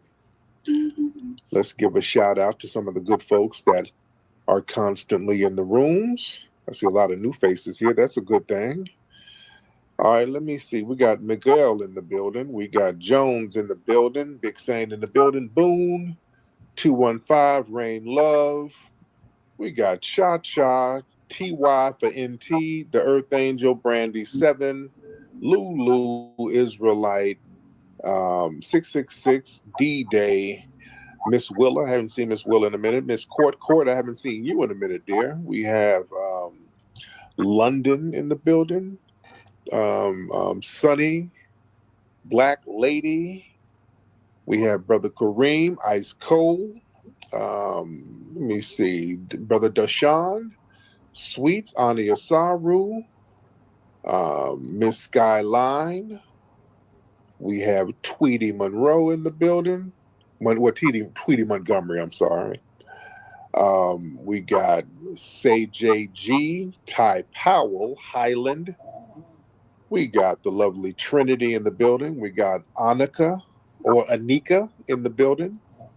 We have Brother Jabari. We have Marak, Welsing, The Black Receipt, Sir Mike, Brother Arthur, Nas, Wayne Dresky, Red Joker, FBA Furball, and the legendary Tethernator in the building. Everybody give them a round of applause. Ladies and gentlemen. All right. So while everybody's coming on in the room, and we almost got 500 people here in the first 30 seconds, so that means it's going to be a great broadcast. First thing I got to tackle, did y'all see Musty Myron Gaines? He was on a panel on Piers Morgan's television show and, doing his old Sambo routine. It was him, Mark Lamont Hill, and a couple of more people just kind of discussing racism and the white supremacist woman who got a GoFundMe or the crowdfunding for calling a special needs black child the N-word. So you got these folks up there trying to justify it. And you had some people kind of giving counterpoints. Mark Lamont Hill, he did a pretty good job. Shout out to Mark Lamont Hill. He did a pretty good job countering some of the stuff. But Musty Myron Gaines, he was on there caping for white mommy, white daddy. And he was up there talking about America's a white nation. I'm kind of paraphrasing. He said something about America being a white nation. He said something to that effect. A lot of that stuff kind of went over people's heads. Hold on, wait, before I go there about that, let me get Gabriel in here. Gabriel is the Democrat shield. Hold on. But he's our Democrat shield. He gives us a lot of insights on what's going on. What's up, Gabriel? How you doing, man? I'm good. Where you been hiding, Gabriel? I'm finishing school. I graduate tomorrow. So. Oh man, congratulations to you. Congratulations. Now, was that you dancing in that video with Jasmine Crockett and those folks? Oh, guys, you guys got to stop accusing me of that, bro. Was that you? Right, any sassy dancing that's going on, that's not me, bro. So, all right, were you doing any dancing, sassy or non-sassy? No. You would not see me. I would at least not post it, at least. So that what? Okay, this dude look like you. Nah, man. How you been, though, Tariq? I've been good. Just making sure you ain't out here bussy popping. No, come on, bro. Come on, man. You can't do that to the Desaline, then risk his life for you to be out there pussy popping, brother. So what's going on, man? What's happening with you? No, I'm just seeing like all like on the social side, we're just seeing the whole Shiloh Hendrix, which is despicable, and Carmelo Anthony's like that whole situation, the GoFundMe's. I don't think they're equivalent at all, but like just to see a white lady get $500,000 for calling a black kid that N-word is just, I don't know. First, I want to get your reaction. Like, what this like? Is this like a rise of white supremacy? Because we know it's always been there, right? But like, just people just being just so open and like unapologetic about it. Right. It's, like, it's something new to me. Right, and let me unpack all that. I'm gonna have you call back a little later because there's a lot of stuff that I do want to unpack. I just wanted to make sure. I just wanted to see if that was you pussy popping in that video. But I'll get you back on later. But I'm gonna tie all of this into this whole Myron Gaines nonsense. So again, like I said, Myron Gaines was on Piers Morgan, and they were on there talking that BS. And again, Myron said something about America being a white nation, something. And it was like, what did he say? I want to paraphrase, but I just want to be accurate. He was defending white people as usual. And he was saying there's nothing wrong with them wanting to have a white nation or something like that. It was something to that effect. Now, the thing about it, America has never been a white nation. I just wanted to clear that up. That's one thing that stood out to me first. We got to always clear that up.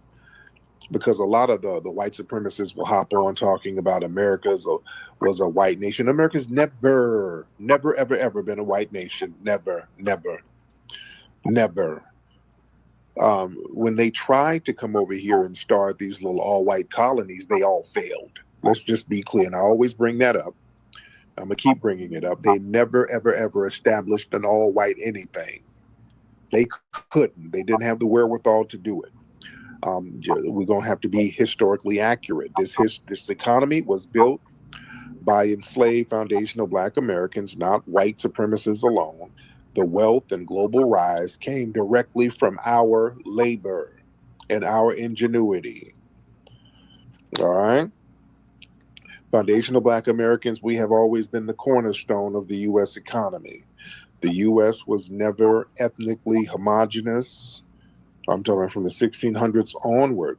You know, the nation is always populated by a mix of red natives, Black aboriginals, enslaved Black people, imported African people, free Black people, all right? And the white supremacists from Europe. Some indentured servants, some planters, some pirates. So, yeah, it was always racially and ethnically diverse early on, to a certain degree, but we've always been the main ingredients here. We've always had that. And look, the Constitution, which a lot of the white supremacists like to thump, but they don't believe in it, it was never racially exclusive by language. See, even though the founders, most of them were white supremacists, they talked about white supremacy in other works, but the Constitution, it never defined America as a white nation. It never did. And the thing is, those naturalization laws, they were created to force whiteness into law. You see, that's why those early immigration acts, like the 1790 Naturalization Act, that restricted citizenship to free white persons. So that shows whiteness had to be legally imposed. Yeah, it wasn't the assumed nation's default. So it was like an artificial policy that was used to control. It didn't reflect America's identity. You had to bring white people over here and enforce more white folks over here because it wasn't white enough. You see, and white identity in America has always been fluid. You know, it's always been politically constructed. Like when the Irish came over here, they were not considered white at first. Irish were not considered white, but they became some of the most staunch white supremacists once they got let into the white door. Italians were not considered white. There were some Jews who were not considered white to certain degrees. Some of the Greeks were not considered white. So that whole idea of white America, that expanded only when they needed to serve some kind of political or economic goal, which proves that whiteness itself is a manufactured and unstable construct. Yeah? And also the repeated need to reinforce whiteness, that proves it was never dominant by default. With the Jim Crow laws and redlining and sundown towns and the one drop rule and all of these things, they had to force white dominance. It was never, ever, ever a natural thing at all. And it's still being forced. That's why this immigration thing, they let folks over here and then haze them and then allow them into whiteness. So just wanted to clear that part of the game up. But Myron was on there, and as usual, Myron had my damn name in his mouth. He's always mentioning me. This dude stays whining about me. So he's on international television whining about me. Yeah, people like Tariq and Nasheed and Umar, those people, they're tribal. Tariq, they're tribal. They believe in black this and black marriage and keep it in the hood. He says something about keeping it in the hood. I'm like, what the f are you talking about? You bad faith arguing buffoon. I ain't never said nothing about keep it in the hood. Just on TV lying his ass off. So yeah, he had to put my name. He keeps my name in his mouth. And here's the thing. He does that, number one, because it's clout chasing for the algorithms, because he knows mentioning me, somebody who's high profile and respected, that boosts engagement for him. He knows that using my name, that's going to attract attention.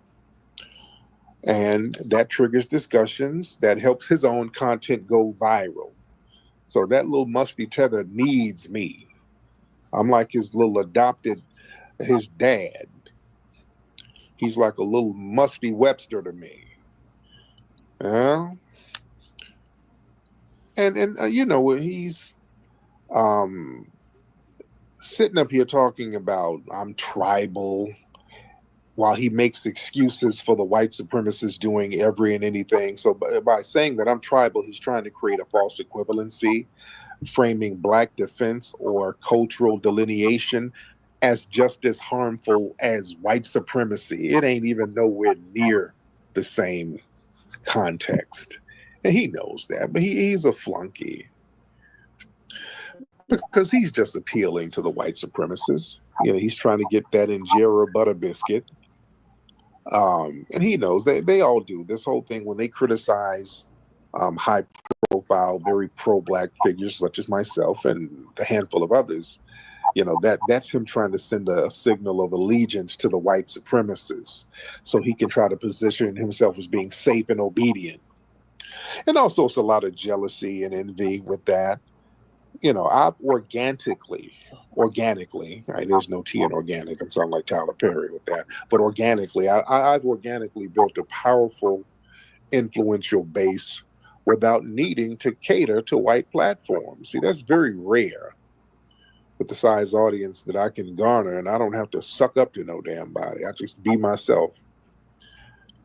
Yeah, and stand on business and have pride in my lineage and have pride and confidence in myself. And I did it without having to clout chase and leech off other people. See, Myron Gaines, his whole thing is he's only known for his proximity to whiteness and spewing their white supremacist talking points. You see? And he people like him, they resent the fact that I can speak unapologetically for my lineage, for my people, and still remain successful. That's the thing. I'm not a poor righteous teacher. I have relative success. I should be a damn billionaire, but I'm not sitting in a basement, selling incense and no shit like that. Yeah, because that's what people are used to. When people are very pro-black, it's usually somebody walking around in some Timberlands and a backpack selling Egyptian musk oil. And they don't mind that. They don't mind just as long as you broke talking about white folks and white supremacy. Yeah, that's like, yeah, you're right. Oh, yeah. Yeah. if I'm standing on a corner yelling with a Bible in my hand, they don't really have a problem with that. But when you have certain levels of success and you're speaking like this and you have certain levels of influence and you're speaking like this, that's a problem because people are really, really listening. And see, the people like Myron Gaines, they resent the fact that they come from these failed ass lineages. He can't even discuss anything about his lineage and his culture because it's seeped in failure. Mine isn't, and I can speak very highly and proudly of it. They resent stuff like that.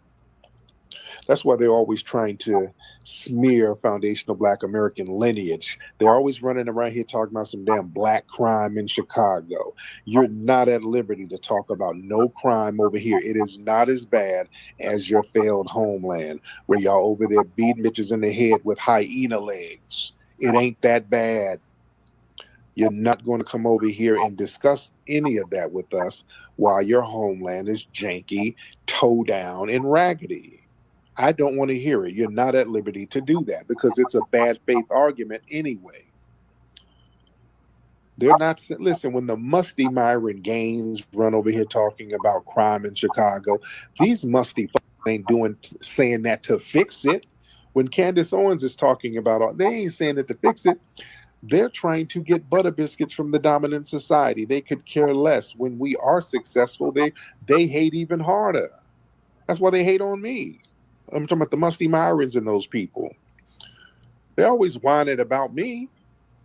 I'm not creating crime in Chicago, but they stay anything Black and successful, or anything Black, period, foundational Black American lineage based, they're going to hate on it no matter what.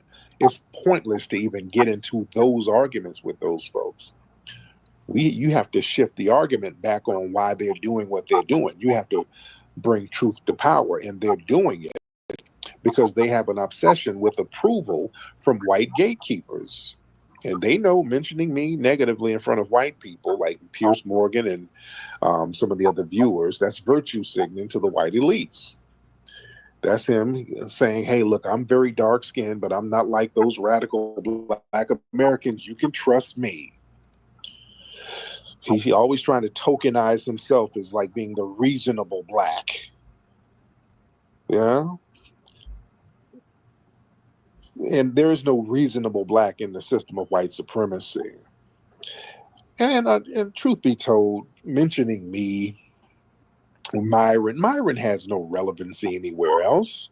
Myron Gaines, he's aware his own relevance is fading. He has to attach himself to people who are more talked about and respected. And since I'm always trending, especially in pro-Black circles, he knows that mentioning my name, that ensures he stays in the conversation, even as a villain. As a villain and a troll, that works for them. That's why people always mentioning me with these bad faith arguments. That's just so they can stay in the algorithm, so they can get clicks and views. And then they can monetize the clicks and views. I inadvertently feed a lot of Tethers, Niggas, Busters, Sambos. I feed a lot of these people inadvertently. You see. But the game is getting real funny style out here because look, the Myron Gaines and people like that, all of these bootlicks who suck up to the right-wing white supremacists, things are getting different for them. Things are getting real hot for them right now because the white supremacists are kind of turning their backs on their Black flunkies and sellouts. What's that Dom Lecrae dude? He was one of these dudes who was sucking up to the right wingers, kind of denigrating Black society and making a whole show out of it. They done turned on him because he spoke out against this white woman denigrating the Black child. So he, I think he's from our lineage, even though he's a Sambo. But again, if you're from the lineage, there's only so far your Samboing will go. If the ancestors will tap your ass on the shoulder and say, hey, man, you're going too far. Just like with Diamond and Silk. Diamond and Silk, I give them credit, even though they were mammies. They did not denigrate George Floyd. They didn't go that far. Just like Candace Owens is a Caribbean tether. She identifies as a Caribbean, so she goes all in. But Diamond and Silk, they reeled it back a little bit. So this Dom Lecrae, he's trying to reel it back a little bit. And boy, they turned on him, calling him all types of N-words and stuff. See, yeah, white supremacists, they're getting bold right now. They're getting very, very bold right now, ladies and gentlemen. You see? And why are they getting so bold? See, right now they're getting bold with political and media validation. See, a lot of the white supremacists, they feel like they're protected by the dog whistle politics. They know that the media is biased in their favor, and they're not going to really get any consequences or negative feedback from the media. They understand that they have institutional backing. So that kind of empowers them to be more overt. Yeah. Which backfires on them, because a lot of this shit is backfiring on the white supremacists, because this will push a lot of people to have some real solidarity with the foundational Black American community. And also, you know, social media, that's turned into a radicalization feedback loop. So you got all these echo chambers out here that kind of reward extremism with likes and views. So a lot of the white supremacists, they escalate their rhetoric for clout. And here's the thing, it backfires on them, because see, the more unfiltered and brazen they become, there's more evidence for us to say, hey, look, we're going to have to get compensation for this open racism, because y'all like to say racism is over. And now we got all of these bold white supremacists making their move that's making our claim stronger. That makes our justice claim much stronger. So you can't play the denial of white supremacy game when a bunch of white supremacists are giving hundreds of thousands of dollars to a white woman who racially terrorized a special needs Black 5-year-old. So now you're showing how degenerate you are. You see? And the white supremacists, they're making these little sloppy moves because see, they're getting desperate from their declining cultural control. See, Black influence on the grassroots, that's growing even more. And the white supremacists, they're starting to feel cornered and irrelevant. So they're doing a lot of reckless outbursts right now. And see, their little public meltdown, see, that exposes how insecure they are, which delegitimizes their ideology in front of the world. Yeah.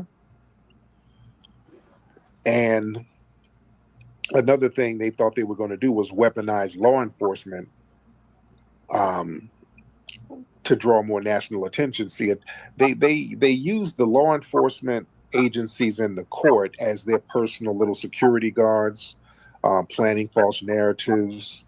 The police, they are selective in enforcing justice, and that's backfiring now, because now the justice system and the political system, the legal system, law enforcement system, they are delegitimizing themselves by allowing so much anti-Black racism to go on and no protection for the Black community. So people are looking outside of the system in order to attain justice. See, that's the thing. When people lose faith in a system, when a system is just so openly corrupt and degenerate, people completely lose faith in it. So then they start looking for alternative ways to get justice. So this is why the white supremacists are kind of playing their hand, overplaying their hand. And see, they also forgot that the universe has balance, man. The universe corrects itself. And on a metaphysical level, white supremacy, they've overextended their karma credit line, and their little sloppy overreaching that they're doing now.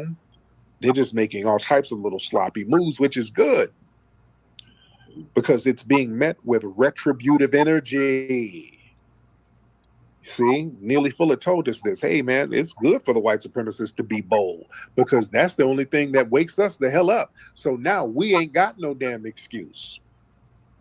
You see, we can't sit up here and play the denial game with them. They're being very bold with it. And when they're bold, we kind of get our shit together. We know what it is. We understand the assignment. I ain't got no problem with it. Yeah? Because the law of nature pops off. people are like, okay, if they're going to be bold with it, we're going to be bold with the retribution. That's why, have y'all seen some of the videos that's been on social media? I posted a video today. This white woman, I don't know where this was, but she spit on some sisters, and the sister immediately, within seconds, stomped a mud hole in her ass. Well, there's a lot of videos like that. I saw another video. This white man was up in a store. It was a Walmart greet of this brother. I don't know what he was. I don't know if the brother was a Walmart greet. I don't know what he was. But this white man was up there arguing with him and then tried to spit on him. This brother slapped this dude up and took his belt off and started whooping him with the belt. Boy, the energy is different. There's a retributive energy right now. It's a whole different vibe. Now, what does this mean for the bootlicks? What does this mean for the Myron Gaines and these people who thought that they were going to get the golden butter biscuit that would last forever? No, it ain't working like that. The golden butter biscuit ain't gonna last forever because look, they're turning on the black flunkies.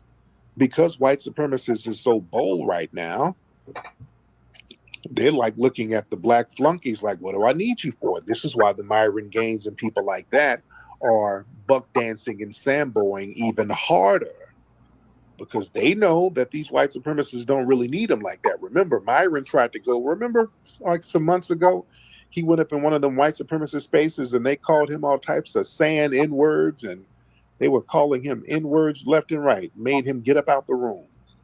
They're like, we don't care about you using our talking points. You ain't one of us. They embarrass this dude every chance they get. Because listen, the Myron Gaines, the Don McCraes, and all of these people, y'all were never really accepted. Y'all were not the good Negroes. They just use you. You're tools to them. The white supremacists, they never saw the black flunkies as equals. You're a shield. You're like a dog to them. You're like, hey, you're supposed to guard me from criticism. That's their mindset. And once you've outlived your usefulness, they discard your ass. Because now they're engaging in wide open racism. When you have these people putting up GoFundMes and making money after racially terrorizing a black child, and they're being bold and white with it, they don't need you as a shield no more. They feel less of a need to hide behind the black faces because they've always felt a certain way about having to hide behind the Sambo class and give y'all money. Myron Gaines, that's why they deplatformed you and everything. They don't like the fact that they would have to give you guys money to do the dirty work for them, because they know you're low-key running a game on them. They know you don't believe half the shit that you're saying. And they know deep down some of you have resentment for them buck breaking your ass in your homeland. They know. They ain't buying your, oh, the white man is no great. They ain't buying all that. They know there's some other shit going on there. You see? And I know you're listening, Myron. So yeah, they don't need no black mouthpiece to say what they're ready to say loud and proud now. That's why, that's what they mean by supreme. They don't feel supreme when they have to hide how they really feel. They've been wanting to say how they really felt for a while now. So right now they feel emboldened, which is good because they're tripping themselves up. And understand, there's no good Negro in the system of white supremacy. The white supremacists, they don't distinguish between good blacks and bad blacks. You know, it's all fair game. And also there's a rise in black grassroots consciousness, and that makes the tokens obsolete, because one thing what makes tokens effective for the white supremacists is that they have to kind of have some type of cachet with the black grassroots. They got to have some type of camaraderie, even on a small level, in order to even pretend to be spokespersons. The Sambo Tether class, you have been completely excommunicated from anything remotely concerned with our lineage. We're doing paperwork checks right at the gate. And the white supremacists, they see that. They see that you can't come in and infiltrate us at all, because the minute you Tethers show up, we're like, and you've been already recognized as a known Tether, oh, your name is mud. You're done. You can't come among us and do nothing. And the white supremacists is like, well, damn it, you kind of useless now, aren't you, Negro? Yeah. And also, listen, the white supremacists look at y'all, the Myron gangs and all y'all Sambos who sit up and regurgitate their talking points. Truth be told, they view you guys as weak and disposable. See, white supremacists, they despise weakness and obedience in others. You better understand what these people you're sucking up to, you better understand how they really think. See, they understand that same docility that made these flunkies useful, that makes you easier to mock, humiliate, and scapegoat when needed. So you become their little personal punching bag. That's why they turn on y'all fools the way they do. So let's really unpack that about respect. Understand what respect is about. And one thing about the white supremacists, you know, they respect strength. They respect strength. You understand? And look, they view obedient black folks, and they're the flunkies. They view them as weak and disposable. They hate them. Deep down, there's a hatred for them. They'll sit there and smile in your face and pretend, and they'll even give you money. They're gonna take it back, but you know they give you money. Yeah. See, strength is respected, even if it's adversarial. Weakness, even especially performative obedience, is quietly despised. You understand? When y'all sitting up there standing with the white people, y'all black people, what about black on black crime? All them crime in Chicago? Yeah, buddy. And secretly they're like, this goofy Sambo. This is what white people are thinking about you. See, obedience, that signals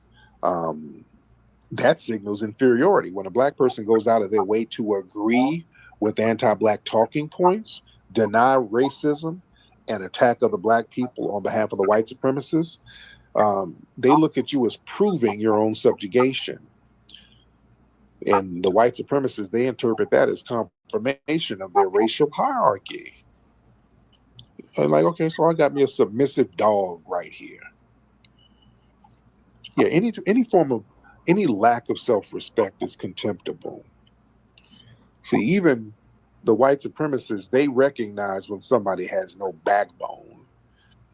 And when a black Sambo or flunky parrots their little racist talking points in exchange for that little short-term pat on the head, yeah, the white supremacists, they'll sit there and thumbs up and, oh yeah, you're great. But deep down, they look at you as pathetic. And what they're thinking is, okay, if you're willing to sell out your own people or people who look like you, why in the world should I trust you or even respect you? Yeah. See, the thing about white supremacists and just people in general, the law of human nature, people respect the challenge of resistance. That's why, listen, the white supremacists, they'll tune in, they'll follow and even obsess over black people who challenge their ideologies, like me. Look at all the people in here. A lot of these people are white, and a lot of them are white supremacists. A lot of white supremacists tune in, but a lot of people in the dominant society, they tune in. There's a lot. Hell, yesterday, you saw the white people calling up? Yeah, they tune in heavy. Yeah, white people are always listening in and tuning in. Now, why is that? Why do you think that is? That they're tuning in. Look at all the people in here now. We got thousands of people in here right now live. Many of them are white, listening right now. Why are they listening? Why are they listening to me? Why? Because resistance, strength, refusal to bow down, because I don't bow down. I stand on all types of business with my head up, and I've been doing it for over 25 years publicly. I've been out here for a minute. I've been out here for a long time. Some of y'all have been, I've raised some of you.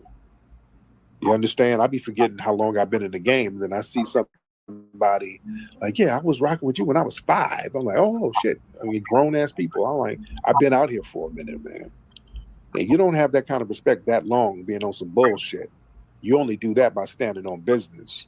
And the very act of standing tall is seen as proof of worth, even if the white supremacists disagree. You understand? Yeah, they might hate what I say, but let me tell you something. They respect that I say it without fear. Yeah, they might hate my guts, but they respect the fuck out of me, though. You understand? They show me all types of respect. I ain't talking about hiding and saying little goofy shit, trolling. When people see me, yeah, they tip their hat and nod their head in respect. You see?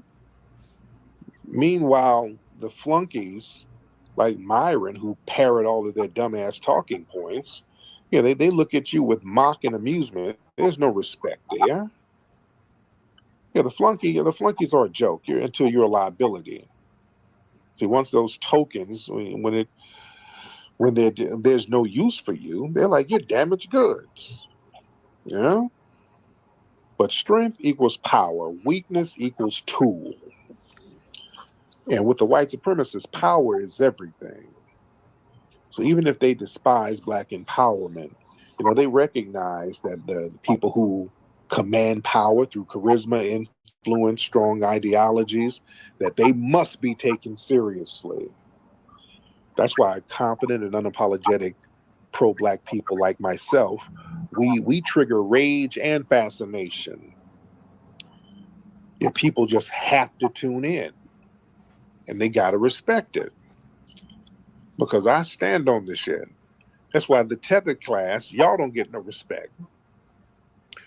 The Tethers running around whining and crying all day. Well, you FBA niggas hit us.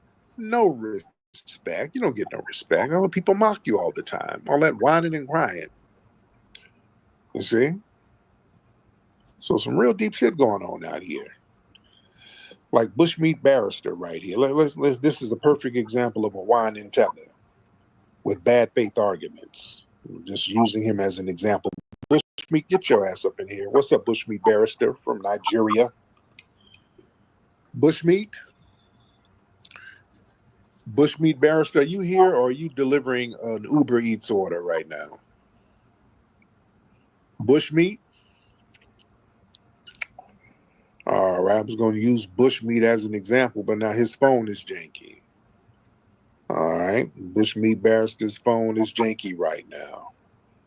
All right, let's get Malone in the building. Malone in the building. Let's start getting folks up in here. Malone, what's up, Malone? Mr. Malone, are you in here, sir? Tariq, how are you, man? I'm good, Malone. How are you? Nah, I'm good. I just wanted to take a moment to just appreciate, I think it's the brother that we just found out, he took out a police officer after killing his son. Right. Yeah. I just wanted to commend that brother because I remember a while ago we were in a space together. I mentioned the fact that, with Black Americans, and I say this respectfully, with Black Americans, you need to deal with your cops eye for an eye, because clearly they still hold that supremacist, racist ideology. So I think it's commendable, and I'm hoping that a lot of Black Americans will have that spirit of being able to take justice into their own hands, considering that they get killed every day for the most nonsensical things. So no, we appreciate that. There you go. All right, Malone. All right, man. Thank you so much, Mr. Malone. I appreciate you for calling up. Eric, what's up, Eric? Hey, what's going on, Flex? How you doing, buddy? I'm good, man. How are you? Good to hear from you. First and foremost, that Piers Morgan thing, he brought Musty Myron, your boy, brought your name up because they're gonna try to get you on Piers Morgan so y'all can have a FBA tether debate. You know that, right? Right, and they're gonna they're gonna have to give me my bread so we can have a real get down. I don't want to. No, yeah, right. I'm not arguing that. Right, no, right, but I'm just saying that's why he brought your name up, right? Because he wants that viral moment to help his career and what he got going on. You know what I'm saying? Exactly. But yes, but anywho, but it's it's just getting a little ridiculous. And like you say, you brought it up. You took the words out of my mouth. As soon as the space started, I requested to speak. But yeah, no, he this is the thing about Myron. They use all these trigger. They try to get a reaction. Like you said, Mark Lamont Hill did do a great job on Piers Morgan today. But no, they say all this like this. They try to. And Piers Morgan told the one white girl to say nigga or say the N-word or whatever, this, that, and the third. And that's the thing. You would never say that about a Jewish person, like say a Jewish slur. Piers Morgan would never say that. He would never they were say being that. slick. They kept having them say the N-word with the hard ER on purpose. Right. And Mark Lamont Hill kind of checked them on that. He was like, hey, y'all keep saying that. That's very offensive. Right. So, yeah. So they were trying to be slick. Yeah. Oh, yeah. Yeah, no, they definitely were, but no, it's that's what I'm saying. You don't go on that show unless you get your bread first. You need to have that own thing by yourself with Myron. You already cooked them. That's what I'm saying. That's water under the bridge. But he's trying to use that viral moment to get his name out more with this FBA circle. Because, like you said, you got the biggest spaces on X. Yeah. Consistently. So no, I'm saying keep doing your thing. I just want to give you high praise, brother. Peace. Much respect. Yep. Yeah. And yeah, the rate has went up, by the way, since Myron. They keep mentioning me. That's what I'm telling you. Every time, listen, when they mention me and somebody comes in here talking about, hey, won't you debate Myron? The rate is going to go up. So now the rate is 60,000. It was 50,000 last week, so now it's 60,000. Since he mentioned me on Piers Morgan, the rate is going up. So we're going to have a debate. It's minimum of $60,000. That's a minimum. And it's going to keep going up every time somebody mentions it. Trinity, what's up, dear? Hey, love. How are you, Trinity? I'm definitely more good than bad. You know me. You know what I'm saying? What's happening with you? Everything is everything, but it's just disheartening, these non-FBAs and these, hating ass tethers. It's so irritating. Yeah. Yeah, of course they're not getting the best of us. Don't get me wrong. Don't get me wrong. Mm-hmm. But damn, you caught me off guard. Okay. Get your thoughts together, Trinity. Goddamn, sister, you doing all those emojis to get up and don't have shit to say. Get your shit together, sweetie, or go to bed. Put your bonnet on and go to bed. Slide on that blue work. Slide on that blue work. Slide on that blue work.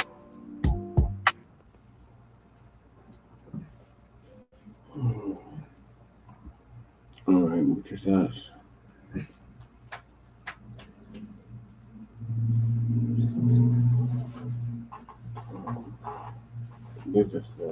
I don't think that you should go on Chris Morgan. Yeah.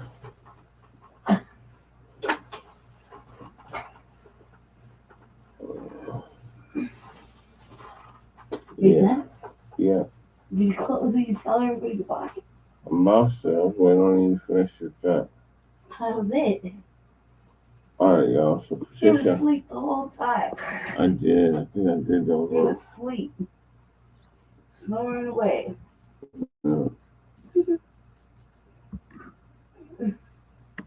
Oh, yeah. Since y'all tapping in, see everybody that came through. Make sure y'all check us out tomorrow or today for part 2. In the meantime, make sure y'all like and subscribe to all our platforms. Front Line Blacc News on YouTube and Facebook. On Revolutionaries and on YouTube and Facebook. So peace, love, light. Oh, we have V Mosley. Hey sis, peace. We want to salute you. We want to salute and Chain Crewman and Lady Chase signing up from the Mile High Income and illegal migrant for the city and the Sambos,